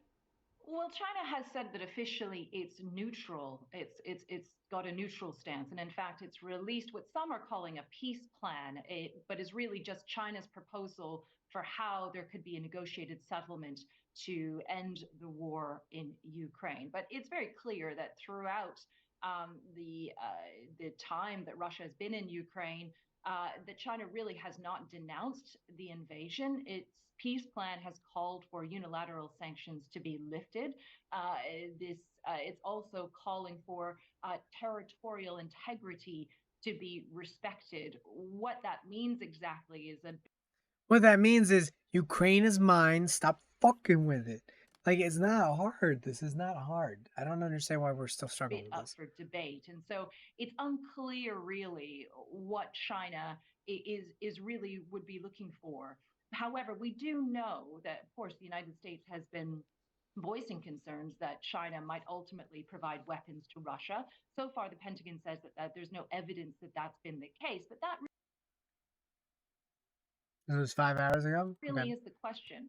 You know, China and Russia, Xi Jinping and Vladimir Putin have said they have a no limits partnership, but at the moment, weapon supply seems to be the limit. But if Russia really appears to be struggling in Ukraine, what would China do then? That really is the question. That's would the they question. ever go so far as to provide weapons? Because, again, at this point, like, Ukraine is running out of manpower. You know, they've got all the money and all the weapons they could ask for, but now they need more men, right? Russia does not have that problem. Russia's got waves on waves on waves of men. They're actually about to release about 40,000 conscripts, I think. Like, that's just people that were conscripted in, and they're just basically been trained for the last, I don't know, 6 weeks or so, and they're just ready to go, right? Like, what Ukraine needs now is more manpower. They need more people to fight because they're going to lose just based on the numbers. They've got lots of, yeah, that is also true. They are untrained, so lots and lots of them will die. It's like I said, 6 weeks. It's not a lot. It's not a lot of training. But, you know, there's only so many people one man can take on. Unless, of course, you're Simo Heya, the Polish sniper, the White Death, Finnish sniper, my bad. Yeah, no, that if you are the White Death, you are a special exception. Other than that, yeah, no, I'm saying you're probably taking out 10, 15 people before you get downed. So, you know, there's only so much that you can really do versus like an army 5 times your size. In order to shore up Russia's side in the war. Yeah, but the China 12-point plan for peace in Ukraine, do you think that is likely to be discussed? Yeah. I'm sure they'll discuss it. I mean, it was interesting when that was first released. Moscow's response to it was relatively lukewarm, actually. It didn't fully embrace the plan. And Ukraine also didn't completely disregard it. They said there were some points that they found interesting, but again, the idea of territorial integrity really is up for debate. Where would that line be? Would Russia need to withdraw a little bit? Is Beijing? That's the problem. That territorial integrity is what we're arguing about here. Where do you draw the line? And also, how much is it worth to keep fighting over that line? Actually really pushing Ukraine to accept where Russia has invaded to up to this point. Cool. All right, boom, boom, Nord Stream. Here we go. There's What's brand this? new information just into CNN about that American drone forced out of the sky by a Russian fighter jet over the Black Sea. Let's get straight to CNN's Oren Lieberman at the Pentagon. Oren, what do we know? John, we now have a far better sense of the steps the U.S. took to make sure there was no sensitive What do you information know? on that drone that the Russians might be able to try to recover from the Black Sea. Yesterday, John Kirby, the strategic coordinator for the National Security Council, said the U.S. had taken steps to protect its equities but wouldn't go into further detail. We now know from 2 U.S. officials familiar with the incident that that step that was taken was erasing or wiping the software from the drone. The sensitive software Why? runs the drone and is in charge of collecting the intelligence, Why? collecting the signals that the drone uses and then passes on to the U.S. upon its landing. Remotely, the operators of the drone were able to wipe the drone and erase that software such that it wouldn't fall into Russian hands or, frankly, other hands after the U.S. brought it down in the Black Sea. Sorry, I wasn't paying attention. But senior Russian officials said on Russian state TV that the Russians would try to recover the drone. It's not the aircraft itself, the hardware, if you will, that's the sensitive part. It is the... Because again, what you got to remember is we've been spending a lot of time and a lot of money making these things, right? These drones aren't your average hobby drones, all right? Like, they were talking about the Russian drones, and like, yeah, you could see it with your naked eye, you could da-da-da-da-da-da. These drones are literal, like, sky death birds, all right? They literally fly above our heads, and all right, so let me put it this way. Obama's remembered for a lot of things. One of the things I will always remember him for is being the drone president. He was the first one to be like, drone that shit. I want drones here, I want drones there, drones everywhere. It got so bad that they did an interview with children in Afghanistan, and they said, listen, we are just terrified of sky, clear, blue sky, cloudy, no cloud days. Any kind of the sunny, big, open blue sky, fuck that. That's death for us. He's like, overcast days, we're down with overcast. Overcast is like, playtime. But clear blue skies, that's literally like death day. Because that's how high the drones flew, that you couldn't see them with your naked eye. You would just see the sky, and then suddenly you'd see something like a small dot getting bigger and bigger and bigger as it finally came down to hit you. So anyways, our drones are really, really great, is what I'm saying. That was back in 2012, maybe? Back with Obama, right? But now we're talking about, I don't know, 10 years later or so, and we now have millions and millions and millions of dollars going here paying for this fucking crazy-ass military software, and the Russians have it now. So they can either take it apart and try to reverse engineer it, or, like they were saying, get some data from it. Hopefully they got it. Hopefully they, step the U.S. went to protect by erasing it and wiping it remotely from the drone before it crashed into the Black Sea. How much do you think they got? Because I would try to wipe everything. Because the tech behind it, the programming, is probably the hardest part, to be honest. This, John, is now we know the step the U.S. took to make sure sensitive information, intelligence, didn't fall into the wrong hands. Oren Lieberman, live for us at the Pentagon with the breaking news. Oren, thank you. Let's get some insights now from retired Air Force Colonel Cedric Layton. Colonel, grateful to see you today. Let me just pop up some video of this drone as it plays out. Is this standard operating procedure? You have an asset like this in the sky. It comes under attack or some interference in the like. Is the operators, number one, trying to get it to safety, but number two, prepared to delete any sensitive information if you can? Yes, absolutely. And one of the lessons we learned from a 2001 incident with the Chinese, when a manned P3 surveillance platform was actually downed by the Chinese. We didn't zeroize the equipment then. We didn't take care of the software. This was a lesson learned from that, and the way they did this was basically textbook. Now we zeroize these types of things, we erase the software, and we make it unusable. Russia has drones as well. I mean, how are we that? Yeah, that was good. That was a good call. He said, like, ever since we fucked up with China, we said we're not doing that again. That's great. From them that this would be proprietary and urgent to keep out of their hands. It would still be urgent to keep out of their hands. They do have drones that are somewhat compatible to the MQ-9, but they're not as sophisticated as what the MQ-9 has. And so now I just want to bring up the map by Admiral Kirby, who you know now at the White House, says we may not be able to recover it. They're going to try, may not be able to recover it. It happened somewhere over the Black Sea. We do not have exact location, correct, as to where it happened. You see the Russian border here. Walk me through the challenge of trying to get some military asset to recover the drone before the Russians find it? So this drone was probably somewhere about. Yeah, this guy's putting me to sleep. All right, so the drone. Well, here there's Crimea, Ukraine. Yeah, they're not getting that thing back. Here, where it crashed into the sea. So what this shows, of course, is this is Russian occupied territory. Russian naval. Look at that. The closest place would be to try to enter from Turkey, because this is all being fought over. There's no point in trying to get in from there. Russia's all over here. Like, activity all throughout this area. There's no way they're getting for that. us to get there. Any of our allies, or the Romanians, don't have the capability. The Turks don't have the capability, nor do the Bulgarians. It would be almost impossible if you don't have naval assets in there right now to get the drone. The Russian ambassador to the United States was summoned to the State Department. He says, Russia doesn't like any U.S. aircraft near its borders. That's what he said. This is the Russian border over here. This is stolen property. Sorry, but that's stolen property. That is part of Ukraine that Russia stole way back. That's what I said. It was near our borders. Is it likely? Would it have been flying over here? How could you? Russia? Would the United States have those borders? I drew myself. So it could be there, right? Legally? Yes, legally, absolutely. And we've done that before. We were going across this whole area. But our area of interest right now is this because, number one, the war in Ukraine. The war in Ukraine, two, yeah. The grain transshipments from Odessa that we need to make sure that Ukraine gets to continue to do those. Oh, shit. And that's yeah, they have a good point. There's a trade route there. Just very quickly before I let Yeah, no, this is CNN. CNN is just hard to watch. Like, I get it, but like that was hard to watch. What is this, Mugen Limited? Right. I don't care anymore. The point is, China. Is China arming Russia? China made their 12-point peace plan. Yeah, I just don't want to watch on CNN anymore. Rising concerns. Yeah, so again, we don't really know. All right, but we do know that there is a lot of stuff happening now with China, Russia, Ukraine.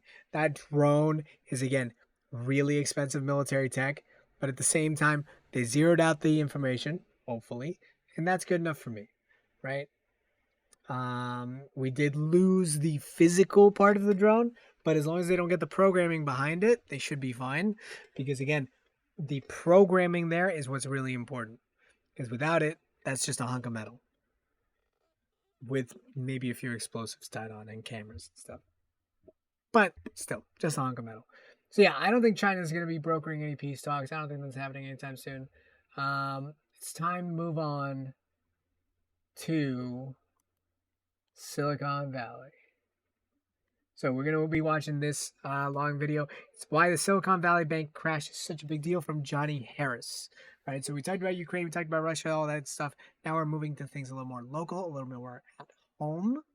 And that is Johnny Harris doing his his thing about Silicon Valley. For those of you who don't know, Silicon Valley Bank was this big bank that basically was giving out loans to startups. It was helping people that were basically pushing in the tech industry and trying to start up these big new tech companies, whatever it was.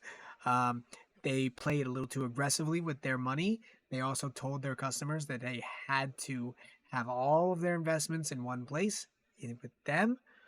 And they lost it all in a pretty spectacular fashion.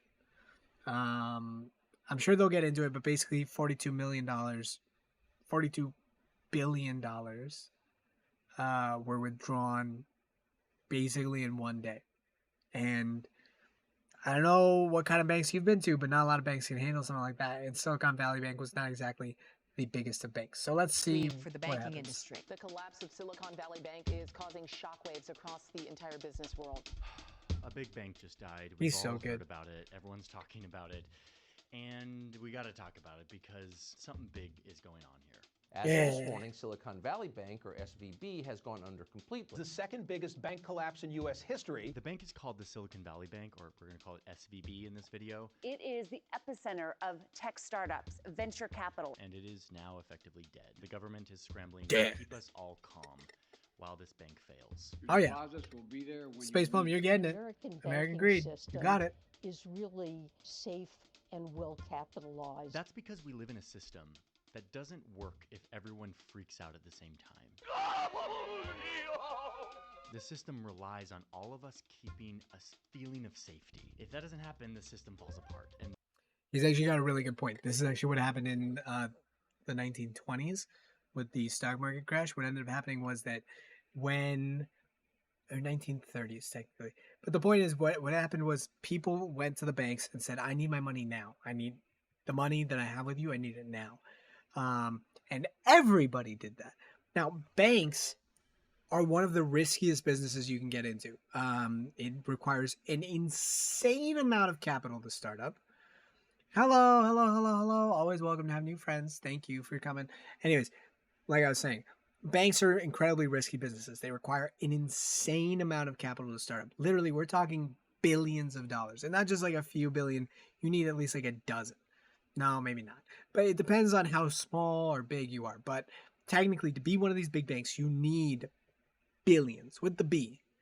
Now, what makes them risky is the fact that they are basically telling you that they are going to take that money of yours, they're going to loan it out in large quantities, maintain themselves, and then push that money back into your accounts, right?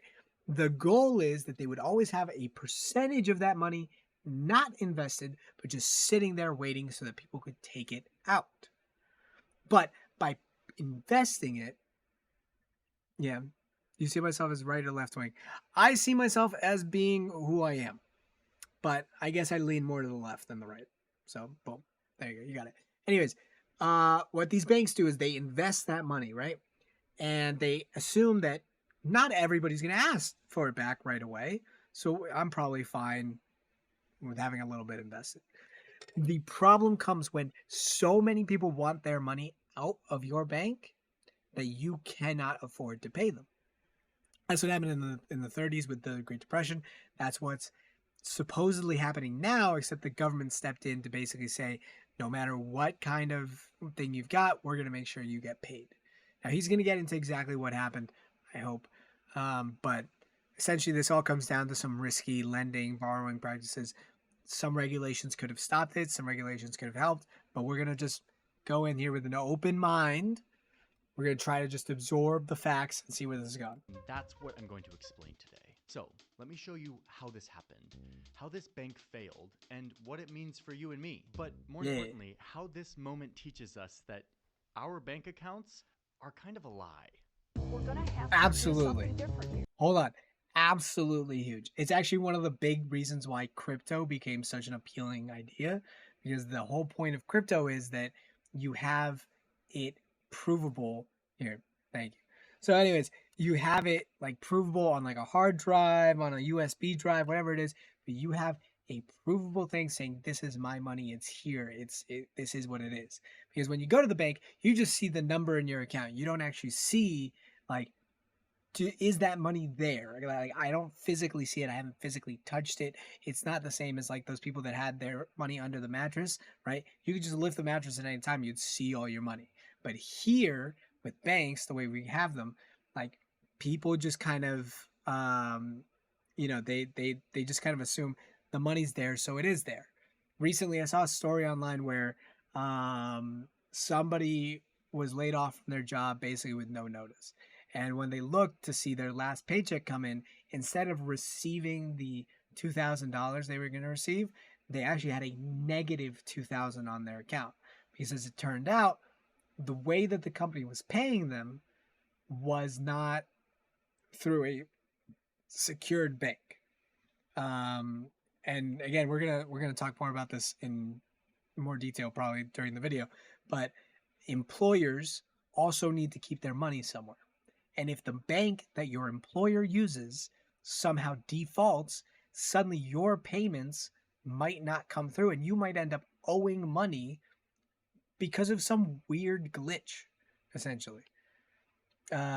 Since 2010, U.S. federal debt increased from 2020 to what we're seeing with SVB is the acceleration declining of late-stage American capitalism. Yeah, you're right. Yeah, this is literally like the decline of capitalism. Capitalism is a great concept, But if you take it to its logical extreme without any kind of assistance, it does lead to the situations we're in right now, essentially. There was a really good show that came out a while back. Man, good is objective. There was a show that came out a while back. It was on Sci-Fi Channel, I think, and it was called. I don't remember what it was called, but it essentially involved cops going from the future back in time, and they had to help find criminals that had accidentally jumped back in time as well. But to make things a little simpler for you, in the future of this TV show, what they end up having is a corporate Congress. And what that means is that Congress was made up of the corporations that were in charge of your life. Essentially, there was a health corps, and the health corporation was in charge of medicine. They would sell you life insurance. They would sell you all the stuff that, again, medical companies do. There was the enforcement companies. They were basically mercenaries that were hired by certain local governments to be police officers, and also different governments for like national governments for war. But the idea was that if you continue capitalism to its ultimate extent, you get to the point where literally the government is owned by companies, which we have right now. Like when we talk about Russia being an oligarchy, it's not that different here, right? The rich and powerful control this country. We just live in it with them.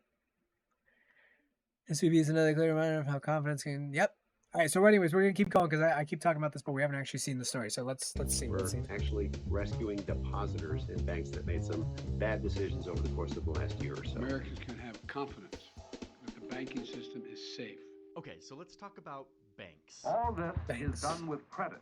Credit created by the bank out of the deposits made by all of us. Banks are actually pretty nuts. We think of a bank as like a place where we take our money and store it. Like we give our money to the bank people and they go put it in a giant vault and it is safe until we need it. But that is not what is happening. In reality, banks are doing something pretty magical when you give them your money. What they do is actually at the heart of our modern society, our modern economy. It's what makes a lot of things work. Let me explain. Let's get a little more insight on the collapse of Silicon Valley Bank. Okay, for this, let's get back to the old collage of the macro economy as we've done in previous videos. Let's say I put $10,000 into my bank. What's insane is that the bank only has to keep 10% of that money in the actual bank. There we go. So here's the big thing. By law, regulations and everything, the bank is required to keep 10% of the money deposited within it on site, or like it doesn't have to be on site, but it has to maintain it like physically. It has to be available for withdrawals at any time. But the rest of this, that 90%, is to be invested safely. Now, there's regulations on exactly how much can be invested and when and where, but what SVB did, and again, he's going to talk about this, is they invested that money in government bonds, which are supposedly very safe investments. They just take a long time to properly mature. And then when they needed to give out more money than the 10% they had on hand, they decided to sell those bonds, and people panicked and also wanted their money back. 10%. So that's like $1,000 of my $10,000. The other $9,000 they can go out and invest with and make money on. Using my money, they can go invest it. This often means giving out loans to people and collecting interest. Okay, so $9,000 of my dollars gets loaned out to, let's say, and then you get paid in interest, which is almost nothing, and then they take it away in fees anyways. The baker my money and charges interest on that loan. And they actually give me a little bit of that interest that they've made to say like, hey, thanks for letting me use your $9,000. So the baguette business now has 9,000 of my dollars. And I don't actually know this because I kind of think that my money is in a vault somewhere. So now the baker with his new loan goes and buys his oven for $9,000. And the oven seller takes that $9,000 and goes and puts it in their bank. And guess what? Their bank does the exact same thing that my bank did with my money. Here we go. But now they're doing it with their money, which is kind of my money. They only have to keep 10% in their vault. So they only have to put $900 in the vault. And so this actually becomes a really interesting question of how much money do we actually have in the American economy? You know, we keep talking about these trillions and trillions of dollars, but is there trillions and trillions of dollars, or are we just like in perpetual debt, essentially? Like, are we just constantly paying each other with money that's never really properly ours? So, interesting concept. $100 that they can lend out.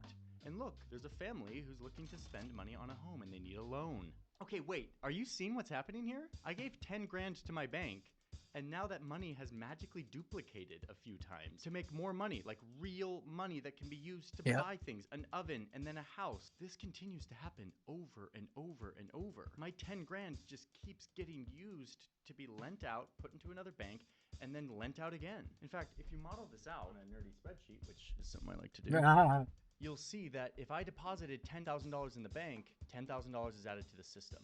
But then for each one of these transactions, more and more money gets added to the system. This is I'm so glad he did it. I was just wondering what would happen. Money being added to the system. There you go. My $10,000 turns into this. Look what happens. Look, it just keeps going and going. And eventually, it effectively 10x's. It sort of flatlines out at $100,000. At $100,000, there's just no more you can loan out. That's hilarious. This is actually incredible. What? My $10,000 just turned into $100,000 into the economy because of weird mental constructs? Yes, that is our... Yes, thank you. No, he's doing a great job of explaining this. Right. So when you put your money in and then that money gets loaned and then that money gets loaned and then that money gets loaned, it does create the spiral where his $10,000 equaled $100,000 worth of capital that was introduced into the economy. So this is the problem with the banking system the way we have it, which is that since we keep on doing this little, like, I don't know, the hopscotch game where we just kind of keep throwing debt around, no one's really clear on exactly how much money there really is in the economy flowing around. There's lots of economists that take their time trying to answer that question, but because of shit like this, it's really hard to tell. Our modern financial system, it is amazing, and it's kind of mind-blowing. Okay. This magical thing is called the money multiplier effect, and it relies on the reserve ratio, the requirement that banks have, like the amount that they have to keep in this case 10%, which is like the real reserve ratio right now. You can do this calculation, it's like 1 over the reserve ratio, and it sort of gives you this multiplier effect of your money. The crazy thing is, the lower the reserve ratio, like if your bank only had to keep 5% of your money in, the more money would be created out in the economy, but the riskier that would be for you. If the reserve ratio was like 50%, if they had to keep 50% of your money, then like that's safer for you. But now you're not like priming the pump of like giving all of this money to the economy to like make transactions and build businesses and build capitalism. So the reserve ratio is like 10% right now, which means that a bank that has $100 million from all of its customers really only has to have $10 million in its vault at all times. And the other 90 million is out doing its work in the economy, multiplying itself and making a return to the bank and giving you a little interest rate. And the bank is secretly the whole time like, please everyone, don't come withdraw your money at the same time because we don't actually have it. Just please, thanks. Okay, so this is slightly scary, right? Like the bank only has 10% of my money? Thank you. Feels kind of risky. I thought banks were like the safest place to put your money. It's not like I'm doing some hardcore like risky stock investing. Maybe I should take all my money out of my bank account and put it under my mattress so that the bank isn't like playing around with it. Well, no, let's actually not do that, please. Because if we did, our economy would miss out on this amazing, magical multiplier effect that turns my 10 grand into 100 grand. And our economy would literally be a fraction as prosperous as it is. The reality is we don't have to worry. And I'm going to explain that to you in a sec, but I first need to thank the sponsor of today's video. Thanks to today's sponsor, successfully extricate yourself from it is really difficult. It's incredibly tedious by design. It would literally 100 of these lists, which explains why I'm sure to use the code of my money and the other 90% they are investing in. Cool. And this is kind of scary. Governments know that this is kind of scary, and they also know that our society and our economy is built on us keeping our money in the bank, not freaking out, not everyone all of a sudden going and pulling it out. So to make us all sleep better at night. Yeah. So again, as much as, you know, I might throw some anarchist, socialist shit around in this chat, in this channel, I agree. We need banks. You know, the bank is an essential part of the economy. Without it, there is no way of growing. There's no path forward. Now, do they need to be as big as they are? I don't know. Do they need to do all the sketchy trading and shit that got them into trouble in the first place? Definitely not. But we need them. We need them because without them, again, we miss out on this crazy, crazy multiplying economy thing, which is not wholly real, like we talked about, but can be, definitely just as beneficial to actual economic growth. Having businesses expand and grow, and especially new businesses that can start up. Like recently, there's been all these states legalizing marijuana. That means that there's a bunch of new stores to open that sell marijuana. Now, who's gonna get the pensions? I mean, who's gonna get the loans? Who's gonna get the land rights to do all that? Who's gonna be able to get the permits and the whatever? It's whoever the bank decides to give that money to. And the bank's going to decide based on some kind of risk assessment thing. But we need them to do these things because, to be honest, we don't all just have cash lying around to do that. And if the banks aren't giving out loans, none of us are really going to be able to prosper. But here, let's keep going. They promise that if a bank ever does anything reckless with our money or they accidentally lose it while they're out there investing, that the government will make up the difference. That the government... Again, if this was not taught to you in school, anytime you go to a bank, make sure it is FDIC insured. I don't care what kind of bank it is. There's some really cool new app banks. You basically get an app and it's all digital and it's all online. It's all that crap. If it is not FDIC insured, you are basically just throwing your money away.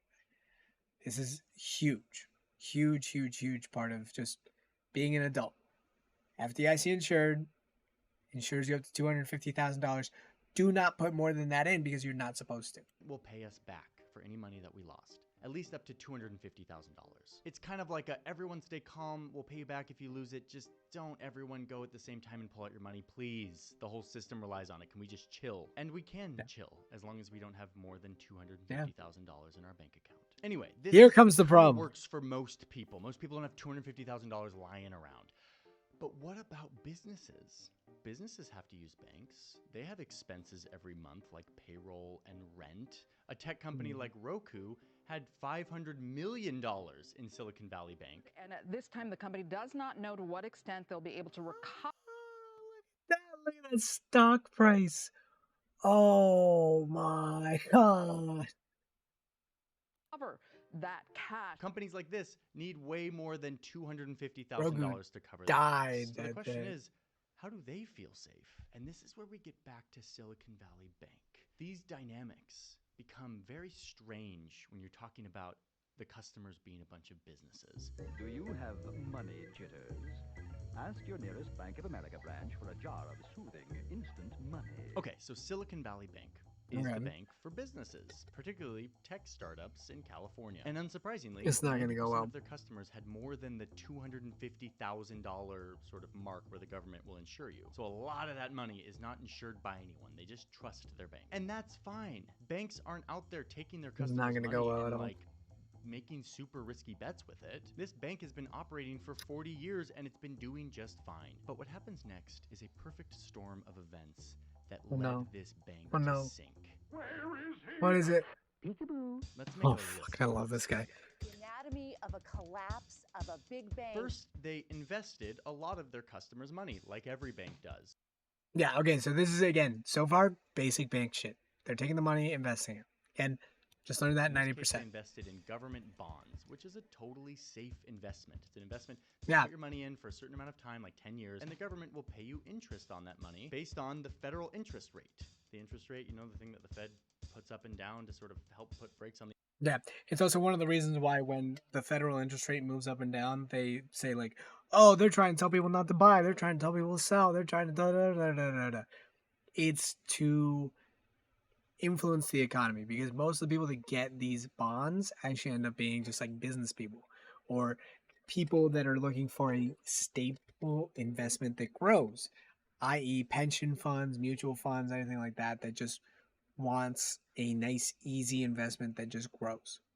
the economy. With The time. thing is, though, when SVB bought these bonds, it was like last year and the year before, back when rates were very, very low. Okay, not a great return for them, but it was fine. It was a safe investment. If they just waited out the time period of the bond, they would get all their money back plus a little return. Okay, but then what happens next? Economists expect a rate hike of 0.75% to help drive down inflation. The government starts to raise interest rates. They're doing this to help stave off inflation, stabilize the economy. The government is doing this thing called raising interest rates. That's fine. But what it means is that people buying bonds today are going to get a better rate of return. Those bonds are more valuable now today. So SVB, who bought their bonds a couple years ago when interest rates were super low, and if they ever wanted to sell those bonds early, they're now competing with interest rates that are a lot higher, and so their bonds are actually worth much less. If they had to sell them today, they would lose money. Okay, but again, that's fine. Just hold on.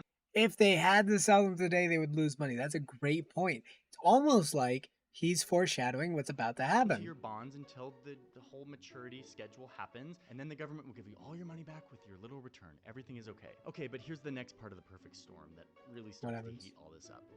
Remember that SVB's customers are startups. Startups raise money from venture funds, and they what take could the that problem money be with and that? deposit it into SVB, and that is how SVB gets its money to operate, to invest with. But during this recent economic downturn, startups haven't been able to raise as much money, and thus SVB hasn't had as much money coming in the door. And so they start pulling on their reserves, and they realize they kind of have to figure out a way to get more money. And it's not going to come from startups because startups aren't raising. So they turn to their bonds. They're like, we've got tons of our customers' money in these really safe bonds. They're at low interest rates. By the way, by startups raising money, he means a lot of these startups were going to China. There's some people in China that invest heavily in these. There's also like other big banks that love to invest in these kind of startup companies. Basically, there's a point where you could come up with anything, say it was Bluetooth enabled, and then suddenly people were like, "Great, love it, give me 100,000 of those." And they would just throw money at these companies because they were looking for the new Tesla, the new Facebook, the new whatever. So it didn't matter what your idea was, as long as you could make it connect to the internet through an app, like you were sold. Right? And that's why there are still a bunch of products that come out today, which are like, you know, Bluetooth enabled glasses, and you're like, what? Like, what do you mean? What? But they just shoved Bluetooth into literally every product they could, because if they did that, people would be like, yeah, I'm in. I'll buy all you got. Give me the entire stock. Right? And like some of them might have been cool. Like, let's put it this way. What would be cool to have with Bluetooth? A water bottle. You could have a really cool Bluetooth water bottle, and then you could change the temperature of it maybe. There'd be like a heating coil or like a cooling mechanism inside to make it like AC kind of business. But you could do as much of that as you wanted. We probably need to. But the point is, these investors basically threw money at these things. Who was it? It's WeWork was also similar to this. WeWork ended up getting a bunch of money thrown at them from all these kinds of investors, basically promising themselves to be the tech company of 2018, 2016. I don't remember exactly when. Everybody loved them. They were amazing. They were incredible. They were, progressive and all this good shit. Until they found out that they're not a tech company, they're a property company. Their entire business was basically built around people having to use an office. And when people didn't have to use an office, or when people found out that what they really did was buy buildings and not sell apps, suddenly the business started struggling. It also had something to do with the CEO, who was like a total wild card. But the point here is that when these startups looked for money, they got it, and they got lots of it. So SVB counted on those startups getting all that money and depositing it with them.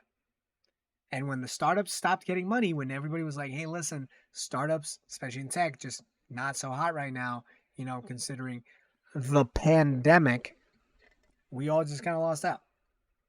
To sell some of them, or at least everybody at SVB lost out. Off to get some cash in our reserves to meet all of our needs and the withdrawals and all of that. So they sell off a bunch of their bonds. And this is where things start to go really, really wrong. They announce that they're selling their bonds and they have to sell them early. And yes, we bought them at a lower interest rate and now the interest rate is higher. So we're actually selling them at a loss. And that loss is actually $2 billion. Which is nothing. Okay, like again. Hold on. Nothing. $2 billion lost to a company of that size, a bank of that size, is nothing. Well, not nothing, but out of like $100 billion, $200 billion, that's like 1% to 2%, right? So literally almost nothing. But they sold at a loss, something you would only do in desperation. Does Banks not have to help deal with inspire this kind of confidence. stuff. This isn't great for them, but it's far from lethal. But then, this is where it starts to get really bad. They go out and announce that they're going to be raising money from other investors. They're like going out looking for money. They're like, hey, yeah, we sold off the bonds. We also need you guys to invest in our bank so that we can just stay good. Everyone stay calm. It's not a big deal. We just need to raise a little money. Everyone stay calm. The best way to like get people to freak out is to be like, stay calm. It's actually not that big of a deal. We're fine. Stay calm. It's fine. Bonds at a loss. Oh my God! Okay, it's happening. Everybody stay calm. Yes. God, I love this guy. Whoever makes his videos, like if he's editing them himself, great job. This guy's amazing. What's the procedure? Stay calm. Okay, so now the moment that deals the final blow to all of this. All of these founders and venture firms, they're all talking to each other because they're all in the same community. Okay, this is actually a really great way to sum this up. Right. So they bought the bonds, low interest rate. Government raised the interest rate, basically making their bonds not worthless, but worth less. Startups struggle to raise the money. So again, no new money's coming in. So they still have costs, but now there's no influx of money. So they sell the bonds to make up for that lack of influx.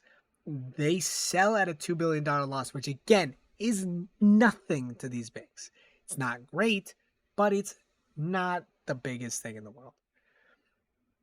But then they start saying that they need even more money. Then they start talking to each other, and this is where I'm assuming he's going to talk about Peter Thiel. But this is when billionaires start talking to each other, millionaires start talking to each other, and then they say, hey, I'm out.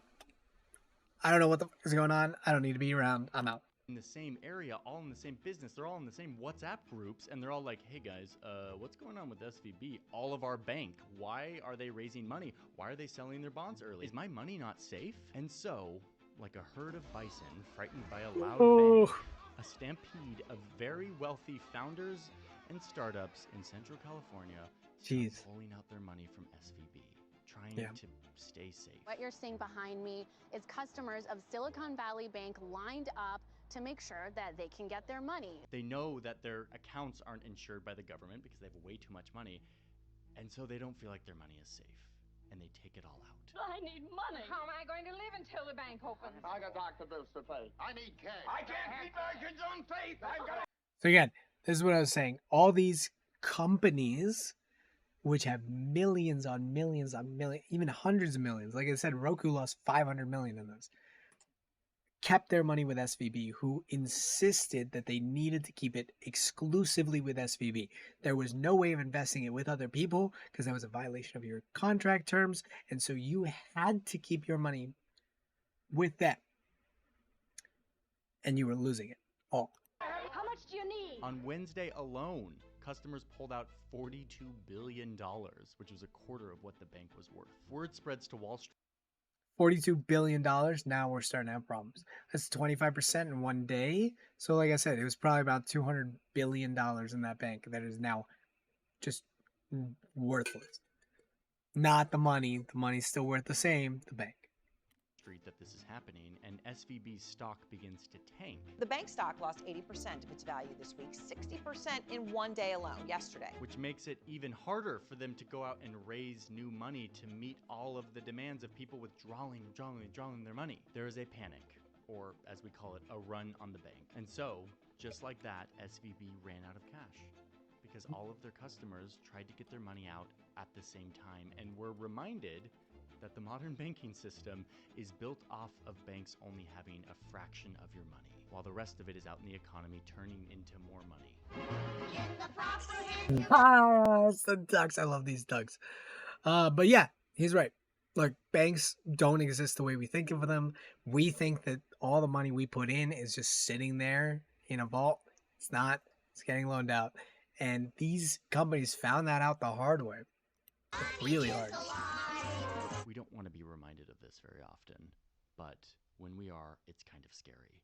So the government swoops in to take over the ship. Oh, The but not White before the Knights. bank executives could pay themselves a bunch of bonuses because they're banking people, and this is what banking people tend to do. So yes, That by pisses me Friday, off so federal much. regulators stepped God. in and seized control of it. Sorry, that triggered me so hard. Oh, I did not see that coming. No, I totally saw that coming. Actually, I remember seeing that happen, right? So SVB basically was so bad that the government knew that they had to come in. The government found out, again, it's not hard to see why. It was literally the stock price plummeted after all this started going down. So the government stepped in. Before the government managed to get there, literally hours before, every employee got a bonus. They just kind of went, did the magic thing on the computer and said, hey, listen, I know nobody has money, but here you go. Thanks for working on us. Here's a bonus. Have a nice life. And then into the wind, they disappeared. And look, we're going to get into this a little later because I do have a special thing that I want to do at the end of this stream, kind of. But they essentially did the thing that happens in capitalism where the rich steal hundreds of millions of dollars, don't go to jail, don't face any problems. The poor steal maybe 1,000, and they're spending the rest of their life in jail. So, these are the kinds of crimes we need more help with. We need help with people who lose billions, not people who are, going around taking $1,000 here and there. SVB's assets. It'll go down as the second largest bank collapse in history, right behind 2008's Washington Mutual meltdown. So since the very beginning of the modern financial system, the government has played an important role in making us feel safe about our bank accounts, even though our bank accounts are a bunch of mental constructs and really just a list of IOUs plus 10% of your actual money. They don't want us to think that way, because if we do, chaos happens and the system collapses. You're thinking of this place all wrong, as if I had the money back in a safe. The money's not here. Well, your money's in Joe's house. That's right next to yours. And in the Kennedy house, and Mrs. Maitland's house, and 100 others. So when a bank actually does collapse, they have terrifying. to go into hyper mode. This is why all Terrifying. the government people were working overtime on Actual these. nightmare. And the first round of intervention, the first thing they need to do is just words. Americans can have confidence that the banking system is safe. Today is about not sinking the boat that we are all in. This is really important. They need to say that the government is there to protect this money. You don't need to go panic and take all your money out of the bank. You are fine. You are insured. Because panic spreads like a contagion. You know this feeling. When you feel a sense of panic, it will just spread. You don't want to be the last person to act because of it. Again, it's the same as the COVID thing. They literally spread exactly the same way. Masks don't help with this one. Well, no. Masks don't help with this one. Please do not show up at your bank in a mask. This is me coming to you with a public service announcement. Masks will not help you if your government collapses or if your bank collapses. They just will not assist. They will actively make the problem worse. Do not wear masks to your bank. Okay, cool. Now that public service announcement's over, let's keep going. And we have some cautionary tales. In the 1930s, 9,000 banks failed. There were huge runs on all of these banks. There was no $250,000 insurance. So people got worried and took all their money out at the same time, and the whole thing collapsed. In the aftermath of the 2008 financial crisis, 500 banks failed. And if you remember, there were some banks that were so big, that would have been so catastrophic if they failed, that taxpayers came and bailed them out. They're too big to fail. This is how important it is. And in this case, the government pulled out all the stops to get everyone their money back. Over the weekend, the Biden administration took extraordinary measures to guarantee anyone who had accounts with the collapsed banks would be able to get back all of their money regardless of the amount. Again, 90% of the customers of SVB had accounts of over $250,000 and they How weren't do they do insured. that? And yet the government was able to give them their money back. Technically, they didn't use taxpayer money to do this. We don't think, we're not sure, but it was actually like a fund that all the banks paid into. So whether or not this is like another Right. I don't know if he's going to talk about it, so I'm just going to talk about it real quick. The law that was passed down, especially after 2008, requires the bigger banks to pay into this fund, which would be used in the case of an emergency to essentially stop this from happening. All right. It has nothing to do with the U.S. Treasury. It has nothing to do with taxpayer money. This is literally just banks paying a fee that is then collected in a fund to basically bail out the other banks if something were to happen. Because what they realize is that the collapse of the banking system would take out more than just any one bank to fix. So all the banks come together, all the banks set up this fund, and then that way, if there's ever one bank that has a problem, they can cut that bank off right away, fix the problem, and then everything can keep going in this, again, like actually kind of like you're saying, an everything bubble where, again, it's just debt basically being passed around over and over and over again, creating imaginary money. But here we go. Here we are. A bailout is hotly debated and it will continue to be debated anyway. The big debate that I'm thinking about here is whether or not the government should let banks fail, or if they should always swoop in and save them. When you let banks fail, you force them to feel the consequences of their decisions on how they manage their banks. But when you let banks fail, you also create this feeling of anxiety that is contagious. And right now, there already is a bit of an economic anxiety flooding around our country. Inflation is high, there's war, there's increased competition with China and trade barriers. People are slightly on edge. And so the government swooped in with 150% of their might to make everyone feel safe. They didn't want to ignite this into another 2008 style meltdown. This was the safer approach. I guess for me, I'm slightly... So again, they're just kind of reiterating the 2008 thing where, hey, General, hey, how's it going? So like I said, they're reiterating this 2008 thing where, like, if we let all the banks fail, if we let this escalate further than it was, that's all right. That's all right. I'm always here. They got so caught up in saving these banks that they just completely forgot that there's like people there with money in it, right? I'll probably be on for a little while longer, like half an hour more. We're gonna finish this up and then we're gonna do a special St. Patrick's Day stream, which basically means that we are gonna play a drinking game where I drink every time I get triggered by something. Or we're going to watch Bernie Sanders spelling out why capitalism is failing us, and then I will drink every time he drinks. Or something like that. What did I say? Like 30 minutes. More. Maybe. I don't know. But yeah, so we're at the end of this. This is about Silicon Valley's banks. And like I said, they just don't want the panic to spread. That's what they're trying to prevent here. That's what it is.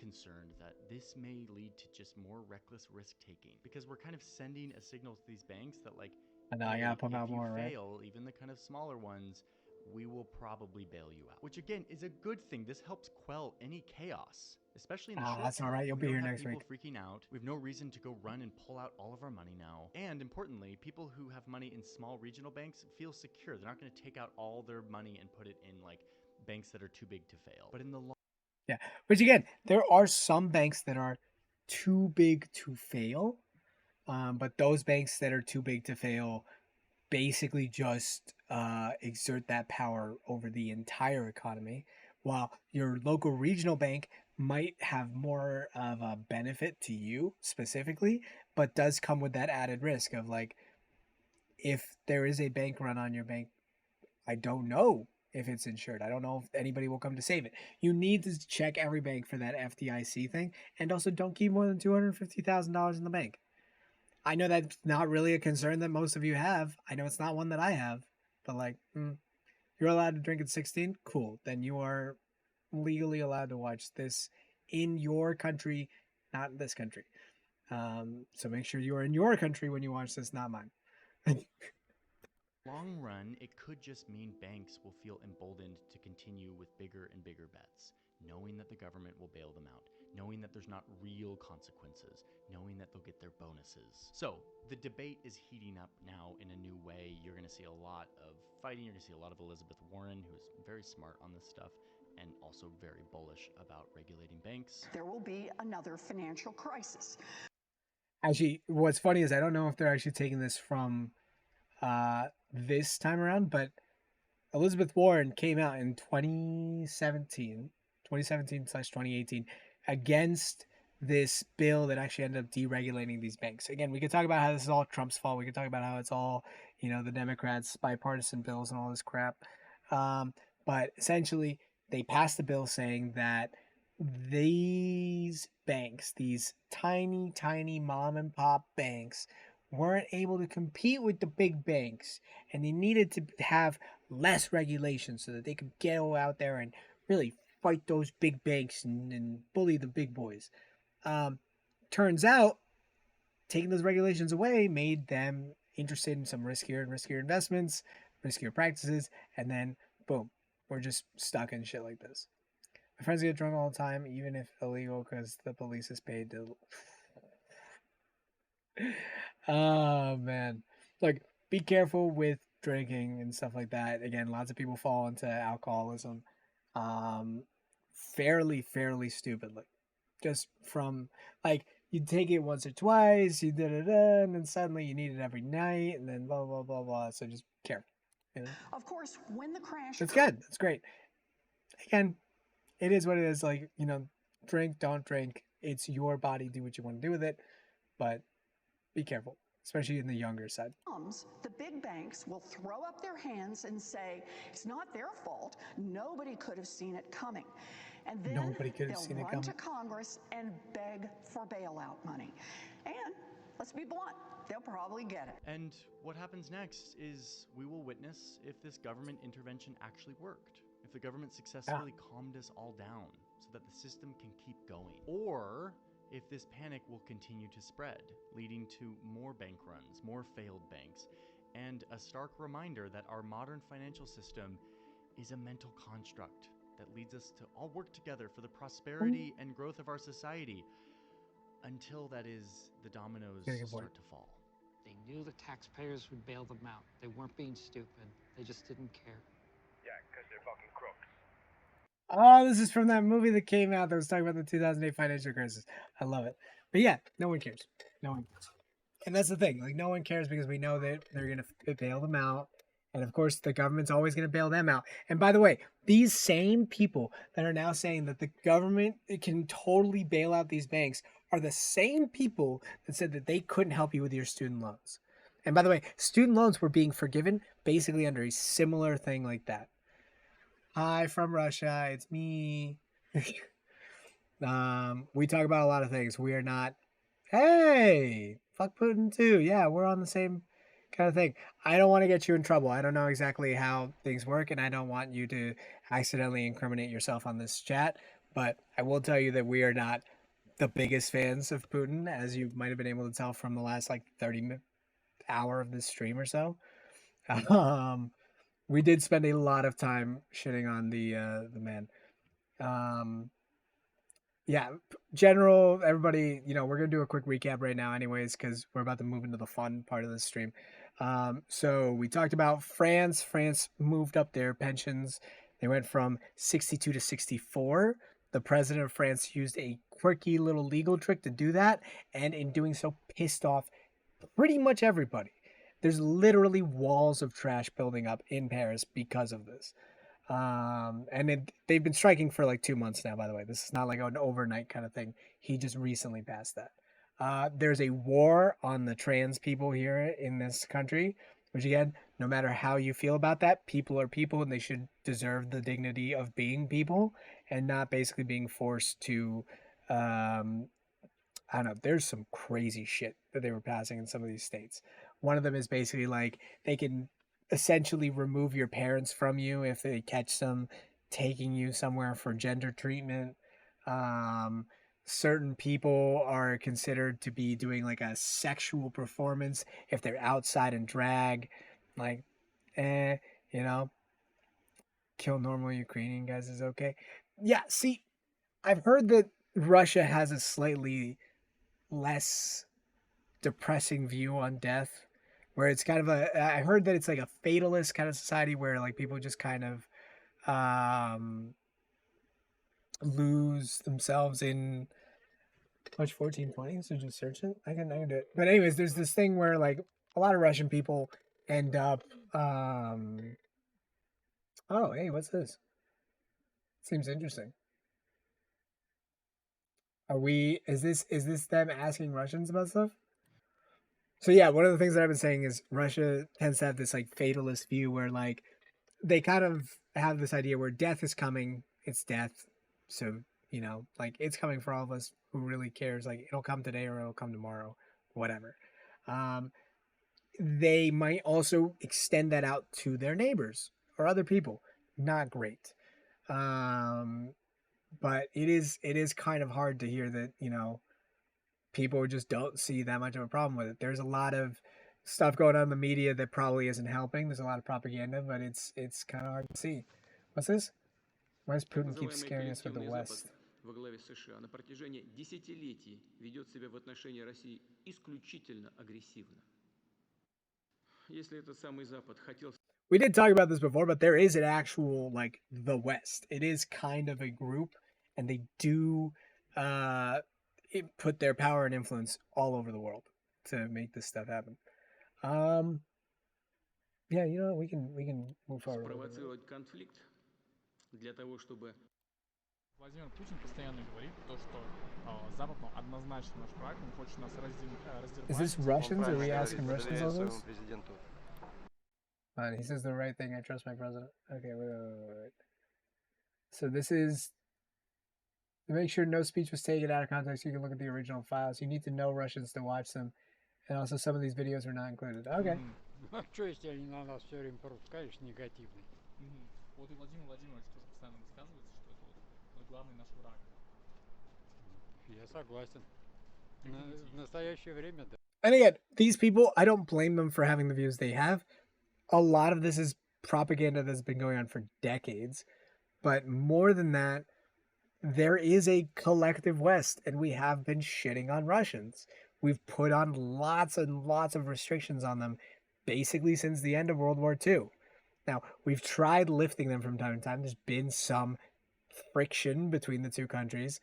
But at the same time, there is a collective West, and the collective West is the capitalist democratic countries that basically exert their power all over the world, right? So the thing that Putin does is he just tries to scapegoat, again, us, the West. Oh, of course he does. Yeah, because they're like, it's on the TV, it's in the newspapers, so obviously it must be true. But again, these people definitely don't have it in them to be like, murderers and evil people, or maybe they do. But this is not their words so much as the propaganda coming through, right? I love how they put used to work in a factory, accountant. Yeah, gays too. Again, this is all, we were talking about this in the beginning of this stream, actually. This is all about scapegoats. You want to find a group, demonize them, dehumanize them, and create a compelling argument for why your people need to be protecting them, need to be moving forward. Так, Артём, извини, я на камеру не буду говорить свое мнение. То есть я думаю, что нейтрально ответить на этот вопрос не получится. Я в любом случае так или иначе свое мнение выражу, и мне просто страшно это делать. Даже касаемо вот того, Look at that. Враг ли для вас Запад или нет? Ну, для меня лично враг, не враг Запад, не враг. Я его не считаю вражеским. Нас спасайте. Да не беспокойтесь. We'll be in jail, they're so scared. Да нет, я шучу, конечно. Да, имеет. Ну, я I'll ничего take a не look. скажу. И что Россия это страна большая, да? Западу интересно быть главенствующим, да, над всеми. Okay, Вот okay. Россия огромная и как бы сильная страна, поэтому нужно ее давить, душить. Ну, что не удастся, я думаю. Ну, я уверена. Почитайте историю. Yeah, so they're saying Russia's big, so it's not going to get crushed. It's not going to be anything like that. Look, geographic landmass does not automatically equal power. All right. And I'm not gonna say anything about technology because again, we've seen the technology's all right, but in terms of warfare, you're dealing with the West and their wallet. You know, the wallet behind Ukraine is quite large, and it's able to finance some American weapons, which, as I keep stating, is our business. America sells guns. That's what we do. So of course we're gonna sell the best guns to our best boys. That's what we do. Посмотрите, что хотел сделать во Второй мировой войне, в Великой Отечественной войне Адольф Oh Гитлер. no, is he gonna? Don't compare. История циклична. Они хотят. Bro, I don't even want to say his name. This man's dead. There's no way he'll live tomorrow. Oh my gosh. Сделать то же самое, потому что у нас есть все, у них нет ничего. Я имею в виду природные ресурсы и все остальное. У них нет ничего. Но если бы не было Америки, не было бы войны на Украине. Wait, was he saying that we're the Hitler? Hold on, I gotta go back. Почитайте историю. Почитайте, посмотрите, что хотел сделать. Wait, is he saying is are we the baddies? Is it me? Адольф Алозевич. Поэтому история циклична. Они хотят сделать то же самое, потому что у нас Oh my god, I love it. Не было Америки, не было войны на If there were Украине. no America, there would be no war in Ukraine. Ее давление. Во всем виновата Америка. Again, we've got into how it all started, how the Ukraine war started. It's definitely not because of America putting pressure on Russia. Ukraine tried to set some limits. It set some borders. It said, these are my safe words. You need to respect me. And Putin/Russia never did. That's really what happened here. At a certain point, Ukraine even handed over their nuclear arsenal to Russia in exchange for a protection agreement from UK and America, right? So they were saying, Russia, we don't want to go to war so bad that we will give you our deadliest weapons, all of them. Just don't fuck with us. And then Russia did anyways, because again, that's what they do. Yeah, look, KFC's right back there, right? Like Burger King. Come on. The West is here, baby. The West already made it. Коллективным Западом, если мы проиграем, то... Мы не проиграем, мы не проиграем. Не проиграли Великую Отечественную, ну тут уж проиграть смешно. Может, мы наоборот, этот Запад... That's not good. They're not doing well. They're not doing well. They could win. Again, they've got more people, more manpower. Америка будет Россией называться и вообще. I don't have an auto translator. I don't know if it'll work. But we can try. You're doing great speaking English, though. Да не будет она Россия называться. Она другая, просто другая. Мы другие. Повестка появляется, как будто вот ненавидеть Запад. That's amazing. I didn't know this. Как минимум знаю то, что он красиво. Вот Путин постоянно сейчас говорит то, что... Oh, he's got the grass is greener problem. Look, Russia, we've got the same problems you do, all right? Like we're all dealing with the same problems. I do believe that you might have a harder time with them because of your leader, but again, we're dealing with the same problems. There's wealth inequality here, there's wealth inequality there. You know, people are starving here, people are starving there. Thanks for the follow, always love it. Cheese. But we're dealing with the same problems. Уничтожить свои ценности какие-то привнести. Ну, я тот уровень не рассматриваю, о котором он говорит. Не кажется, что нас как-то запугать, что ли, им пытаются? Не знаю, возможно. Там вот этим Западом я в это не вникаю. Запад. Yo, also, I love these people that are being so brave and just talking to these people. Запугивание, оно имеет смысл? You think this intimidation makes sense? Should we be afraid of the West? Я думаю, нет, это пропаганда чистая. It's a propaganda that's made to solve domestic politics. Yeah, again, it's what I was saying about China. China's been doing some really sketchy shit, but they've also improved the lives of about 70% of their population, right? So there's about 70% of the population that's like, yeah, I get what you're saying. Maybe that's not great, but I'm good. You know, I used to live out in the street and now I have a house, so I don't really have anything to complain about. You know, it's that thing of like, if you meet their basic needs, if you can help them do just enough, then suddenly they don't have to worry about all the crazy extra shit you're going to do. So Russia, instead of giving, lots of social programs, helping out the people, being really progressive and shit, is just scapegoating. And if you can get people around, and again, scapegoating is such a perfect term for this, but if you get all these people to follow you in your fear or hatred or whatever of a certain group, then suddenly you don't have to worry about teaching them or growing them or improving their lives in a marketable way, because at any point you can always just fall back on, oh, yeah, it's terrible that you got into a car accident. It must have been the gays. Like, like they'll come up with the craziest shit for that too. But it's a way to just kind of make you forget, like, oh, yeah, it's a shame that you don't get paid enough at work. It must be the gays. And just to be clear, it is not the gays. The gays are not taking away your jobs. They're not taking away your money. They're not coming for you in any marketable way. This is all scapegoating. It's really what this is. It's just scapegoat, scapegoat, scapegoat, scapegoat. Literally constantly. Граждан, которые живут здесь. То есть это нам на пользу получается? Нам нет. Нашей политики, да. Ooh, I would love to take a look at this, but this is 3 hours. Основная повестка Wow. государства России. It's amazing. Ненавидеть Запад? Ну, конечно. А смысл? The gays, man. Now we're gonna get flagged for hate content. Потому что это другие ценности, это выгодно государству, чтобы манипулировать людьми. Big benefits from manipulating people. Ну, я все-таки не так не думаю. Все-таки пропаганда присутствует. Okay, so I'm seeing that there's a lot of young people that are just not buying it. And then the older people are definitely just falling for it. They're playing here. Bogdan 24, 7th person who is anonymous, he wasn't buying it. 20, student 19. Again, the younger generation is genuinely understanding this. They're sitting there going like, oh yeah, no, this doesn't like really line up. It's definitely just propaganda trying to influence my brain. And again, there's propaganda everywhere. Like capitalist propaganda is some of the worst, like we are getting some real shit propaganda where like constantly we're basically being told to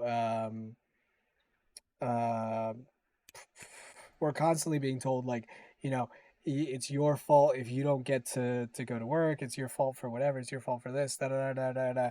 And then you feel bad when you don't show up to work when you're sick. So you have to try your best to get there the next day, even if you're still highly contagious, or maybe just forget the whole thing. Just go to work sick. Like, who cares? And it's shit like that where like that propaganda is just built into our society. Like here in the United States, you go to work sick. You go to work basically dying. I had a friend. He was like, yeah, I got COVID. I went right to work. I wasn't going to stop for that. Who's going to cover me? Who's paying my bills? And we created that system. That's what capitalism did. So when Putin's demonizing the West, saying like what a terrible, terrible system they created, he means capitalism. He means what we did with capitalism, right? Like capitalism created this system. Now, is he offering a marketed solution? Is he offering a solution to that? No. Oligarchy is not a solution. The Russian communist system is not a solution. It's just a distraction. He's using it to say that they're worse so that you don't have to worry about us not being great. But again, it's mostly propaganda. So we're going to stop right here. We're going to stop this. We're going to stop that. We're going to stop all this because we are going to play a quick little drinking game. We are going to pull out Bernie Sanders. He is going to talk to us about why capitalism is failing us. If you relate at all with anything that he is saying, actually, I should encourage responsible drinking, so don't do this. But if I agree with any of the things he says, I'm going to take a quick sip of a drink. And if I finish my drink, then we'll just have to figure out what kind of thing we're going to do. What kind of beer am I drinking? I don't think I'm allowed to tell you, but it is not beer. It is a fruity mixed drink. It comes in a can, and it is pink lemonade flavored. because again, it's pink lemonade. Please watch the whatever. I will pull it up real quick, but again, it's 3 hours long, so it's maybe not gonna not gonna stay on the whole time. But I will pull it up real quick because I am super interested in what you sent me. It's just not really great for the time span of this. We've only got a little bit more time left here. Can I jump to this most replayed part? Базовые навыки. Еще один важный момент. SkyPro оказывают уникальную помощь по трудоустройству. Поддержка в поиске и гарантия новой работы – довольно распространенное обещание, но в SkyPro за этим скрывается реальное. Что после Муз-ТВ ты считаешь своей самой любимой работой, если выбрать одну? Ну, я так не могу. У меня любая работа любимая. Ну, практически. We'll leave this on for a little bit. Просто иногда бывает ради денег. Ну, прям совсем ради денег. Иногда? Сейчас совсем иногда. Хотя нет, сейчас даже нету. Я не помню, за последний год я ничего не делал ради денег. Специально для того, чтобы вот против души. Ну, бывало, конечно. Hey, look at that. He hasn't done anything against whatever. Try Carlsberg. Mm-hmm. Yo, yo, yo, yo, yo. All right. I'm going to be right back. I'm going to leave this on. I'm going to be right back. НТВ, с которым я боролся с собой. То есть для меня это было тяжело. Actually, now I realize I can't really leave this on, so I will be right back.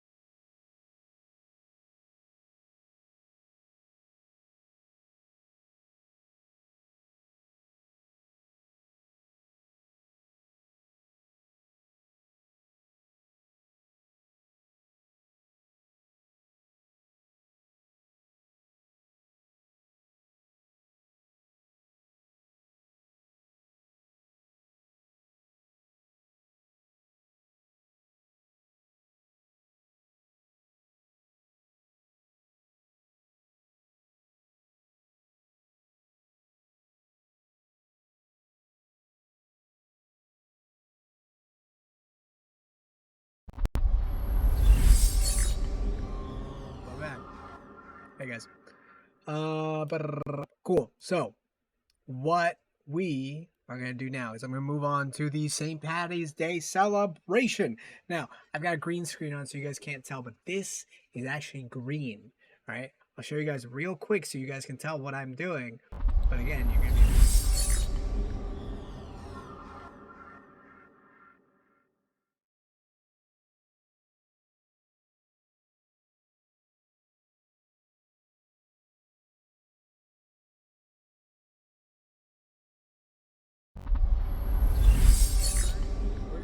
play our St. Patty's Day drinking game. Now, you guys don't have to play it with me. Absolutely not. Or you could do it with water if you like. There's always a point to hydrating. But that's why this is a 21 and up stream. So I've got myself a nice little fruity mixed drink. Now, for those of you who say, oh, you should drink beer like a real man, it's about 7% alcohol. Yeah, it's 7% alcohol. So, man, you know, it is what it is. It's delicious, too. So why not? Tastes like pink lemonade. Wow. Why not? So anyways, what we're going to do is we are going to watch. I believe we are going to watch PragerU. I've been informed that I do not have as much time as I believed I had. So we're going to watch PragerU, and every time I get triggered, I'm going to take a sip. And we're going to see if we can make it through. We're going to see if we can make it through. Let's see if we can make it through at least 2 videos without me finishing my drink. I think it's possible. I've only got this much anyways, so it should be possible. We should be fine. Now, for those of you who don't know, PragerU is an American-based right-wing education platform. What they do is they put out videos essentially trying to inform you on events, current events, any kinds of events, and they try to present a bit of facts without actually presenting facts, if that makes sense. So I'm gonna go to PragerU. We're gonna find the best videos that they have. One of the more recent ones is called Lying Liars. I don't know what that means. I've literally never seen PragerU before. It's gonna be interesting. We're gonna pick one of the 5-minute videos. I don't want to spend too much time on these. Because again, this is basically just they have kids videos. I'm gonna be honest, I kind of want to check out the kids videos. I kind of want to check out the kids videos. But yeah, they're not great. They are not great at all. Here, all right, let's try this one. Let's try this one. It's called Lying Liars. Cool. Okay. Cool.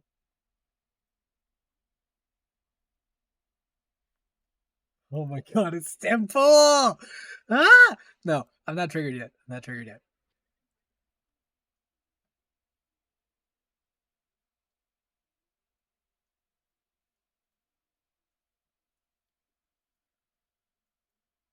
Yes.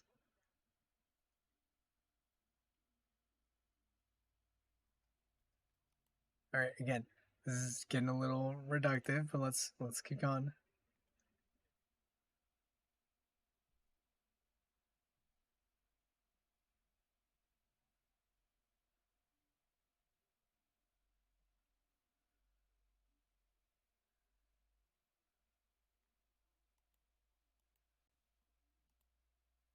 Okay, again, he was called a gentle giant. God damn it. Oh my god, I was triggered so fast. We're 50 seconds in.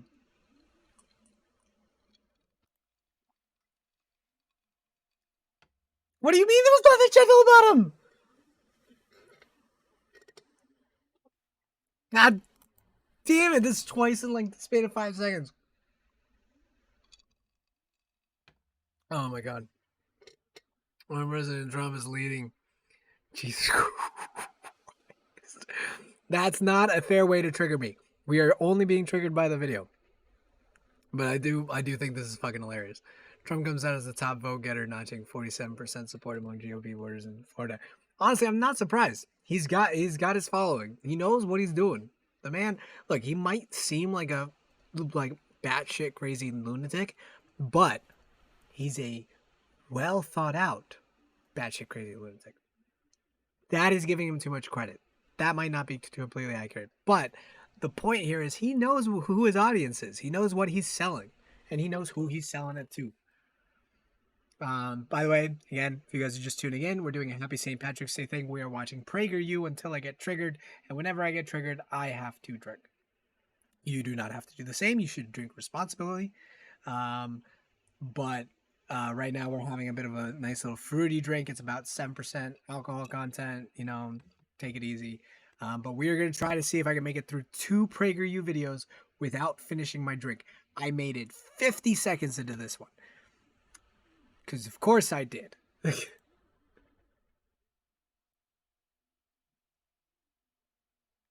The description being black people.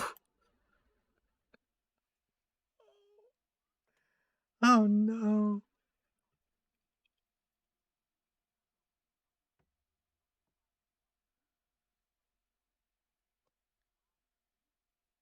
Ah, I got a drink. I got a drink too. God damn it.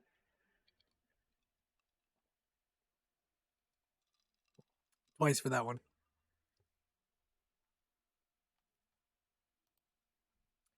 You don't get shot. That's not how the body falls. That's not what the coroner's like. Literally, none of this lines up with any of the facts here. He's literally just spitting bullshit right now. That's literally everything that just happened. Wow. Oh my god, I did not realize that was gonna happen so fast. I haven't seen PragerU videos since they like popped up on some like random ad shit for me, but like, oh my god. Okay, alright, okay, here we go.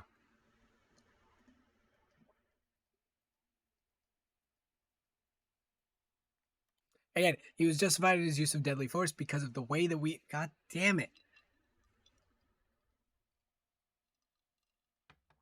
He was justified in his use of deadly force because the way that we've trained police officers is to shoot to kill.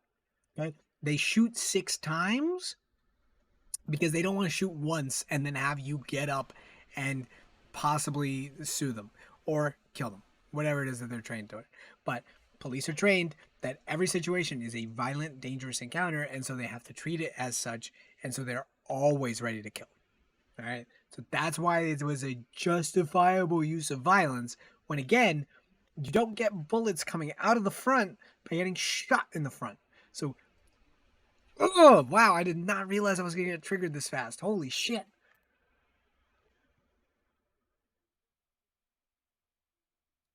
Okay, that I actually have no idea. That might not actually be or might not be true.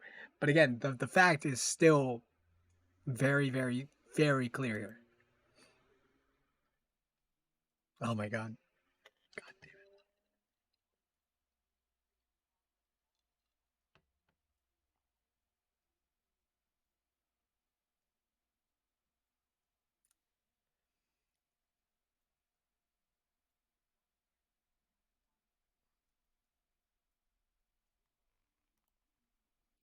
Damn it. Why? Why am I can do this. I can. Okay. All right. So Russia, again, I guess you can. Yeah, I don't know what the second one's gonna be, but like I'm losing it here. I'm actually like I did not realize this was gonna be as hard as it is. So again, with the Russian agent business, whether he's a Russian agent or not, he himself admitted in an interview that to appease Russia, he would just give them Ukraine. He was like, I would literally just give it to them. Oh, you can't hear it? Oops. This is part of the problem. I muted it by accident. My bad. What is this? She gets stopped in the grocery store sometimes by Trump supporters, and she asks them why they back him.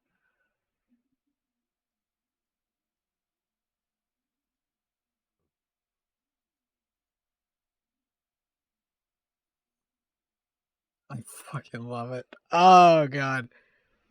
That's great.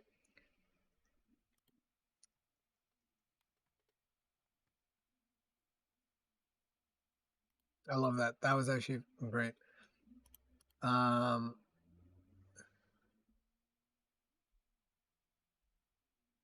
Look, see, it's the same thing with this chat. Like sometimes I'm totally fine bringing this up with you guys, but like when when we have chatters in here that are really about Trump and really like loving him and love his shit, I want to know. I want to know what they find appealing, because like I get it, like it's not like I don't. The guy's big, he's strong, he like comes out with this like appearance being like I'm big, I'm strong, I'm a big man, I'm a big strong man. Like I get it. I back big strong men all the time. Like you do it, you do what you gotta do. Oh my, now my mic's fucking up. Oh come on, everything's breaking down. This is why 3 hours starts being where things go wrong. Hold on. Shunk, shunk. Let's take 2 seconds. Advanced audio properties.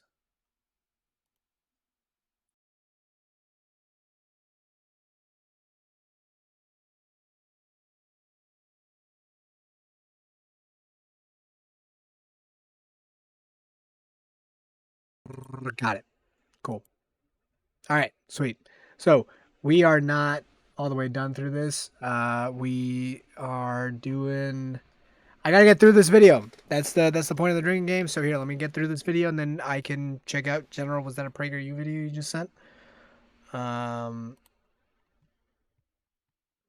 Here, let me see. Yes, it was. All right. So that will be the one I check out after this one. Interlocking lies, almost all of which were planted by Trump's Democratic opponent. Given the sad state of our corporate media, it is perfectly... No, I got triggered again by saying that it all got planned by Hillary. Look, I'm not going to say that Hillary didn't influence some of that, all right, because she totally did. I would, too. Like, you're my political opponent, but at the same time, like, saying that she was basically making it all up and she was the origin for those Russia stories, not fair.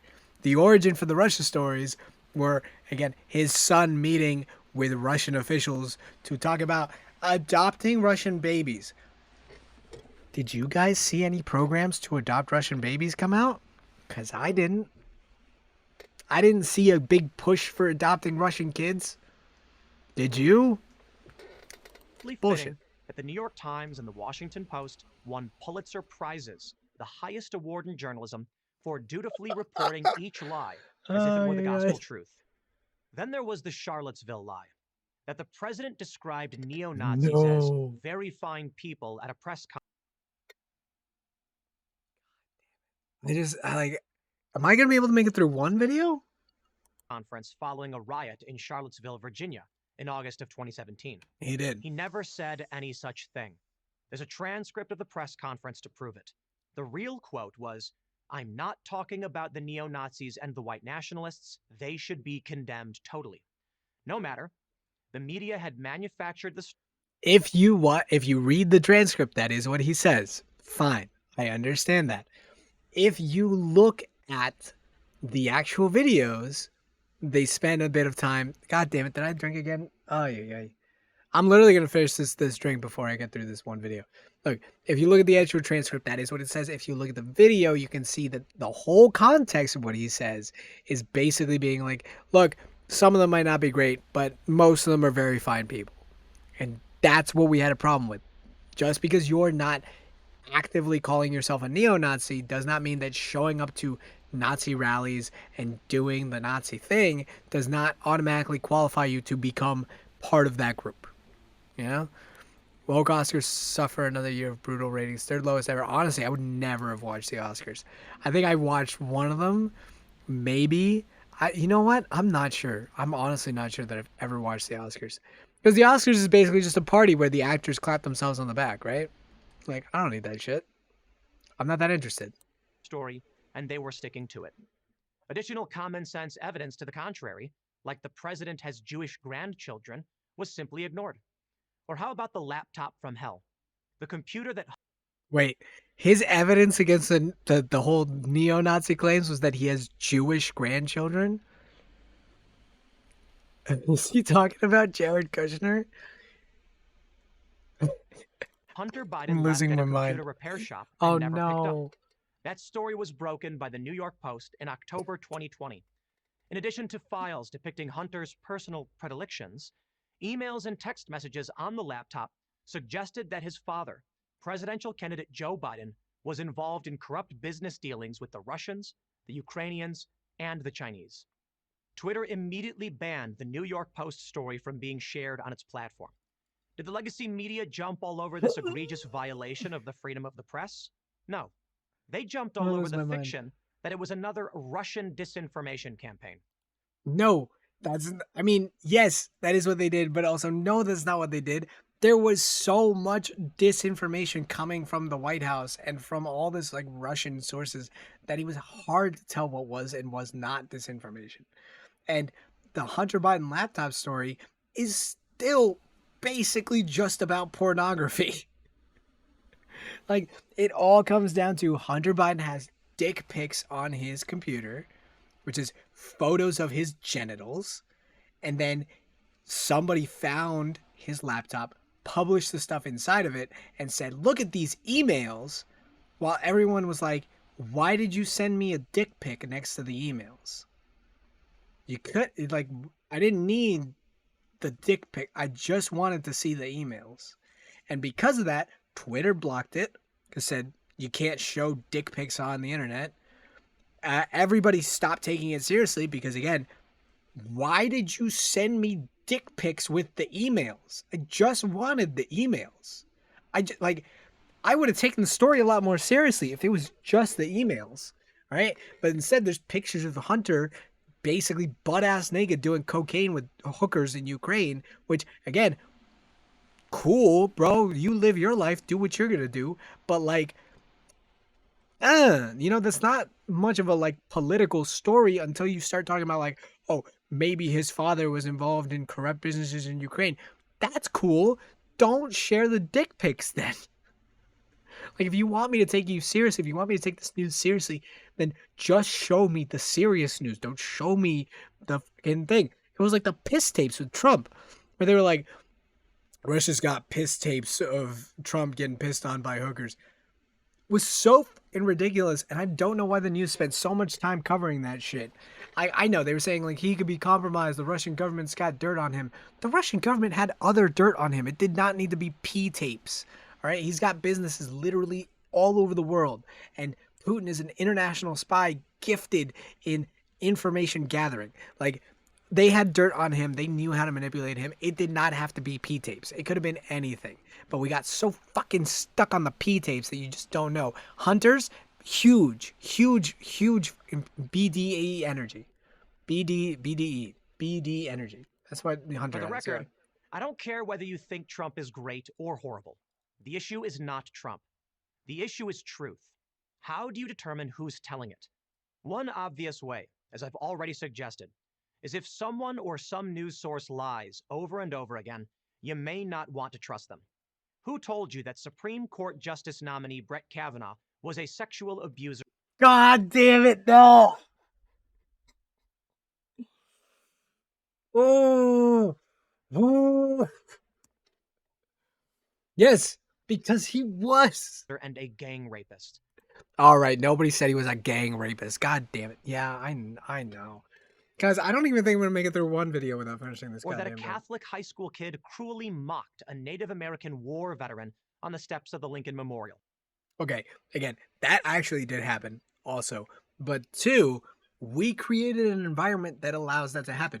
We made the highest position on the planet on the planet, but the highest position on the country, and we gave it to a ranting racist who literally spent his time ranting and trying to find a way to not say the racist.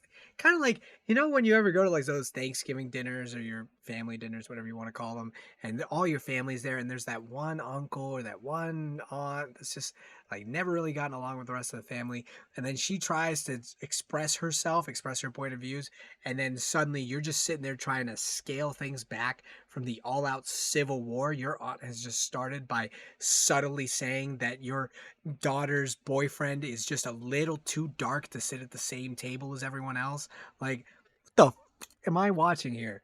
Look, the point here is we created a society that does this kind of stuff by basically promoting and allowing it all over the place. So this is messed up, but I see how it happened. Like, I know where it came from. But Prager, you sitting here telling me that this is just outright lies? Like, come on. Or that mounted border agents used whips to control migrants at the Texas border. No, it just keeps going. I didn't actually hear about this one. I don't actually know anything about these whips, but like, I'll take it. The legacy media, that makes sense. The corporate media, the establishment media, whatever you want to call them. They've lied to your face, and they'll keep lying. You can keep believing their lies, or you can show a little curiosity and take some responsibility. I mean, carbonated Read past the headlines. Consume information from across the political spectrum. Determine for yourself who deserves your trust and who... Okay. I'm not triggered by this. I'm not triggered by this one. Read past the headlines makes a lot of sense. Headlines are meant to be scandalous. They're meant to draw you in. There's more to the story. It doesn't automatically make the headline wrong, but there is usually more information to the story than just what's put up there.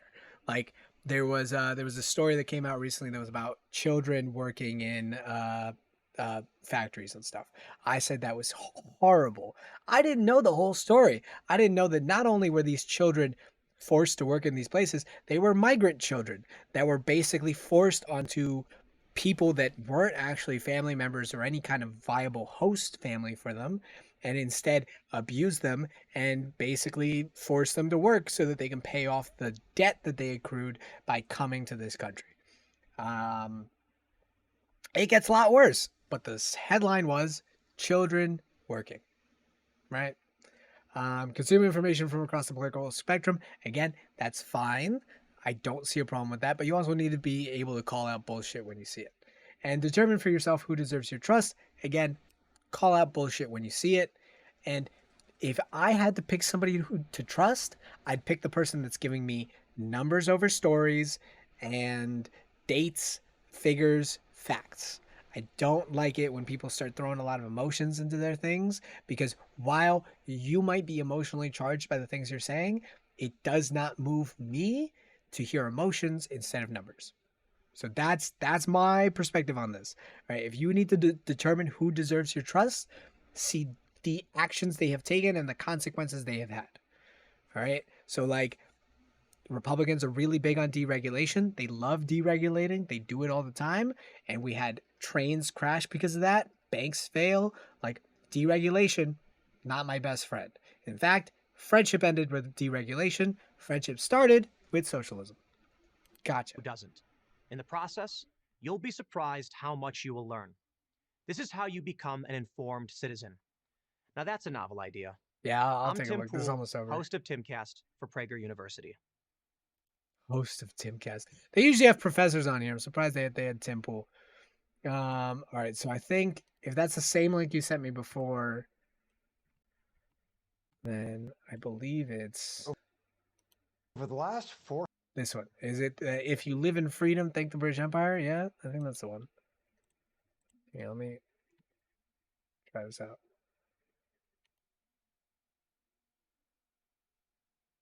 Where's this? A Fox News.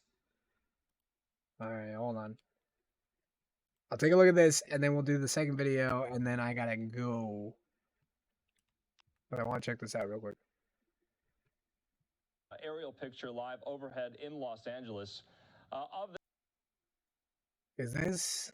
What he decides to do. It's quite problematic, of course, when you have someone who isn't making the best decisions under the circumstances of being reckless driver, driving under the influence, as police believe he is, and as we've witnessed him. That suspect is just going to be in that vehicle for the next couple of minutes. Is this the guy that was just doing whippets in his car?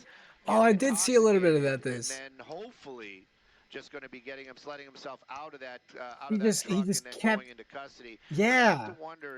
Look at that. He's literally sitting in his car, just drugs, drugs. Waiting to get some more of those pepper balls, as it would be, to shoot through that hole they have now in the window, and that might be effective now because he has the side windows up, so that gas will stay in, that powder will stay inside that cab.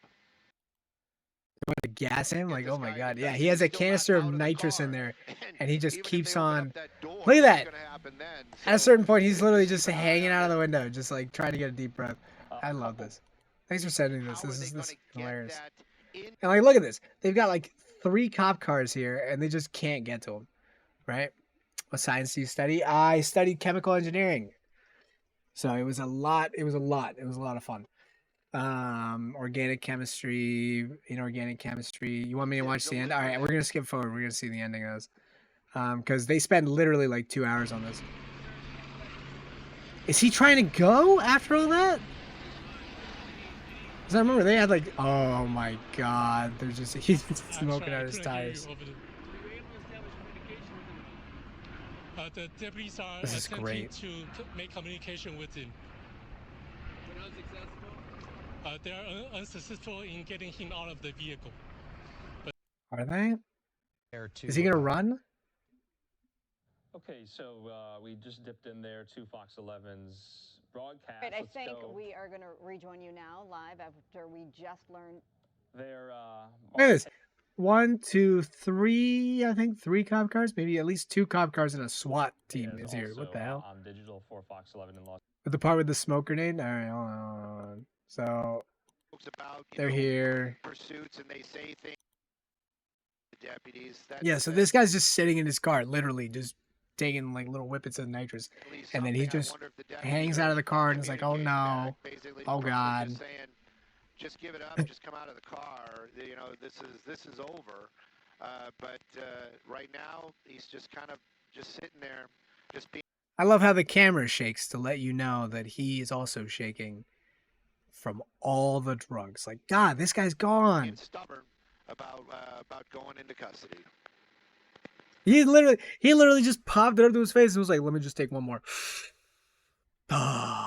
And just still smoking. I bet he was watching the news as he was doing this. Like, there's no way. Like, he definitely pulled out the phone. He just pulled up the camera. And he's like, "Yep, that's me. Hi, guys." Or whatever, but it's just amazing how casually he's approaching the situation. But again, we have to keep in mind that he's not 100% there in the sense that he's not 100% there. He's a wanted DUI driver. And all right. Weapon in there. We'd also know, and it could be a knife. It doesn't even have to be a gun. So they want to take him into custody the way they're trained to, the way it is very quickly. I don't know why these deputies are backing off. They're backing off so they can smoke him. But Stu, let's see. Just gotta wonder why is he just sitting in there? Just come out. Just come out, man. What are you doing? Gun, who knows? And they keep going like he could have anything. He's got no place to go, and look at that. He's got a whole fucking tank of nitrous in there. God. Yeah, he's going to jail. He's going to have a fun time in jail. I'm going to tell you, he's going to be laughing his ass off on the way. There's no way he's going to get out of this. The only way he's going to get out is like that right there. Is Jesus Christ. Oh my God. All right. I don't know how much of that I can actually show because again, this is kind of like drug use and whatnot. So we're going to do this one last PragerU video. And then if I finish the drink, then that's the end of the stream, guys. And there's not much left. So let's see. Let's hope. So let's see. If you live in freedom, thank the British Empire. I'm already triggered. Power has done the most to spread the ideals of limited government, an independent judiciary, certain inalienable rights, and free markets. That. All right. I'll show you real quick. If you're telling me there's no gunfire, does seem I'll like show he's it. almost starting to do that, you know. Just to be safe. Maybe I should just give up, you know, type of thing. Yeah, he's like, I don't know, man. Right back out, sitting there with God, how many whippets is he gonna take? Vaping, it appears. Vaping, it appears. So Compton Carson area is where it started, and pretty much that's where it stayed. It stayed in this area. Perhaps I don't know, maybe. How long? Jim, thanks for stepping. This is like an hour. They spent like an hour sitting here with him, just watching him take these whippets. He goes into a wash. The helicopter. What role is the air support in this? Where's the smoke grenade? Oh my God, we're like 2 hours. To leave their home to get out of the neighborhood, and they've been escorted out. For it stays, and certainly if for 33 years in law enforcement. They spent 2 hours here and they still haven't smoked this guy. You can see him there, his head sticking out with that balloon in hand. So we've had a lot of different angles of him. Oh my God, that's hilarious. He's just kind of been sitting there. Abundance of caution. People maybe do in the helicopter, and then deputies will pull that guy out of the other side. Who knows what the plan is going to be? It's going to be interesting to see when it comes. Yeah, what is the plan? I want to see the plan. It's been 2 hours in. Drones? Of this hours-long standoff situation there in Compton. They pulled in drones? Oh my God. First press conference that has been given for this incident. This is the future, though. This is what's going to happen from now on. Drones are going to come in. They're going to fuck people up. They are formulating their plan to come get the suspect. Obviously, we don't know when. That's what some of the officials said. There is really no timetable they can give us. It does look like the that sucks. Oh, that sucks. Oh, he's like crying, he's screaming. They're like, get down on the ground. That sucks. Oh my god. But I mean, he kind of deserved that, but like, oh, that sucks. I love the fact that the drones just kind of came in and went like, boom, just the smoke that was coming out of that car. Like, oh my god, that was insane. That power would be the All right, British Empire. let's see. Where does this go? It was Britain that gave these ideals to the United States. It was the British Empire, the largest empire the world has ever known, which made these ideals global aspirations. I can't see anything but tears after that. That's smoke. That smoke's full of pepper. In two colossal world wars. Okay. Freedom was an Englishman's right, and wherever he went, he took that right with him, whether he was an English colonist. I'm sorry? Freedom was an Englishman's right, and he took that with him everywhere? That's what you got from British imperialism, that he took freedom everywhere? God. We're only 40 seconds into this one. What the fuck? In America, governing himself through a locally elected assembly, or an English adventurer like Sir Stamford Raffles, creating the free market city-state of Singapore, or an English officer like T.E. Lawrence, leading Arab tribesmen against the Turks. The British always thought of themselves as liberators, as bringers of freedom. The British believed the final and necessary justification of their empire was a moral one. The British kept the peace. They brought sound, honest administration. And they insisted that basic moral standards were honored. Okay, I'm hoping there's a but to this. That's why I haven't had a drink yet. British did not try to nation build in the way we think of it now. They were under no illusions about making Arabs or Afghans or Zulus into Englishmen. Okay, yeah. They were more than content fair. To leave people alone, to let them be themselves, to govern them with the... I had a drink immediately. They didn't leave them alone. They didn't let them be themselves. They picked the most English of them to be the leaders. That's what they do.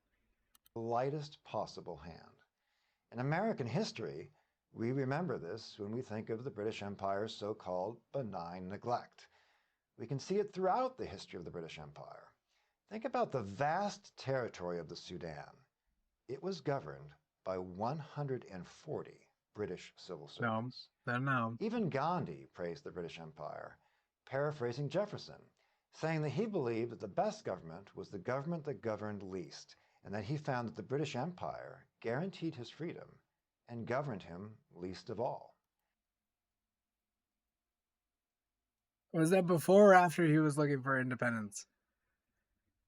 Is this... I'm so fucking confused. How did they make this so that it looks so fucking educational? Oh my god. In the defense of freedom, the empire drew more... Yeah, look at this. Look at these comics. Look at this. The comment is, rule with the lightest hands, bans Catholicism, Irish landowners, Irish language, Irish politicians, Irish jobs, Irish sports, etc. Yeah. British in Ireland, India, and Africa. We're here to give you freedom. Please do not resist. That's what Britain was like. What the fuck are they talking about here? No power did more to abolish slavery and the slave trade in the modern world than did the British Empire. The British Treasury spent enormous sums to liberate slaves and compensate slave owners in the Caribbean. The Royal Navy had as a primary duty the eradication of the slave trade, and in fact abolishing the slave trade became a major factor driving the expansion of the British Empire. The East India Trading Company also loved slaves and wanted them everywhere they could. Oh the my British God, what is enforced happening a here? Pax Britannica, putting down pirates, taming headhunters, and keeping the peace between previously warring tribes and religions. While respecting and often ruling through local leaders, the British still insisted on certain Judeo-Christian moral standards. They were not, in that respect, multiculturalists. They had a firm sense of right and wrong. When Sir Charles Napier... No, that is not the same. That is literally not the same. No. They don't just suddenly have a moral sense of right and wrong because they are more civilized or more whatever you just wanted to say. They are God, I have to drink again. Oh my God. All right, let's keep going. Shakespeare was confronted by the practice of suttee, widow burning, in India. He told the Brahmin priests involved that he understood it was their custom. But the British had a custom too. They hanged men who burned women alive, and their goods were confiscated. So if the Brahmins insisted on continuing their tradition of widow burning, then he would insist on following his British tradition of hanging the murderers of widows. Widow burning in India soon ceased. But we don't have to dig far into history, into the abolition of slavery and widow burning, to find the British Empire on the side of moral right and freedom. We can think of events within our own lifetimes or those of our parents and grandparents. Oh no. When we think of the two deadliest threats to freedom in the 20th century, we generally think of communism and Nazism. But how many remember that in 1940, after the Hitler-Stalin Pact, and after the fall of France, one power, the British Empire, stood alone in mortal combat? God, I'm triggered again. He's gonna say it's because of their moral righteousness. He's gonna say it's because they were such a super morally correct government that they were able to defend themselves, as if suddenly the rest of Europe was just not morally competent enough to stand against this. No, the reason why British forces were not annihilated during World War II is because there was a fucking ocean between them. They're on an island. They could literally defend themselves because of this. And again, that's ignoring literally every other country that was involved in this. Against the combined tyrannies of the world. Even where the British have merited criticism, as in Ireland, there is more to the imperial story. During negotiations to create the Irish Republic, for instance, British Prime Minister David Lloyd George, who could speak Welsh, reminded the Irish nationalist and Gaelic extremist Eamon de Valera that the Celts never had a word for republic. It was an idea given to them by the English. This is our own history too. If you love America, you should also love the power that gave us our sense of inalienable rights. If you love America, you should love the country that America ran away from to become America. Rights traceable God back damn it, to Magna again. Carta. No. It all started in America with the British Empire, a great liberty-loving empire. It is the empire's legacy, the English-speaking world, that remains the great global guardian of freedom today. I'm H.W. Crocker for Prager University. Okay. Thanks for watching. What I will say is, because that one was not so current politics heavy, I did not finish my drink, but I was very close to it. So I will consider this a loss on my part. Again, everybody out there, happy St. Patrick's Day. All right, have a good time. Have a good day. Enjoy life. I know we talk about the heavy stuff here on the politics stream, but at the same time, it doesn't have to be heavy all the time. Life is not heavy all the time, and nor should it be. All right, so take some time, relax, enjoy yourself. I'm definitely going to finish this drink because, again, it's St. Patrick's Day. So I'll just... there we go. Done and done. But guys, have a great time. Have a good St. Patrick's Day. Go tell someone you love them, family, whoever it was, anybody. And if you're liking this stuff, feel free to follow, like, subscribe. It's all here. It's all good. I will be back next week. We're going to do more of the self-care with Minecraft. Lots of fun. We're settling in, building some more stuff. We're going to do more politics next week. Again, more stuff to talk about. Always more stuff. Probably more Ukraine updates, more of the good shit. But for now, on a more personal level, take care of yourselves. Be good to each other. And I love you all. I will see you guys next time. Bye.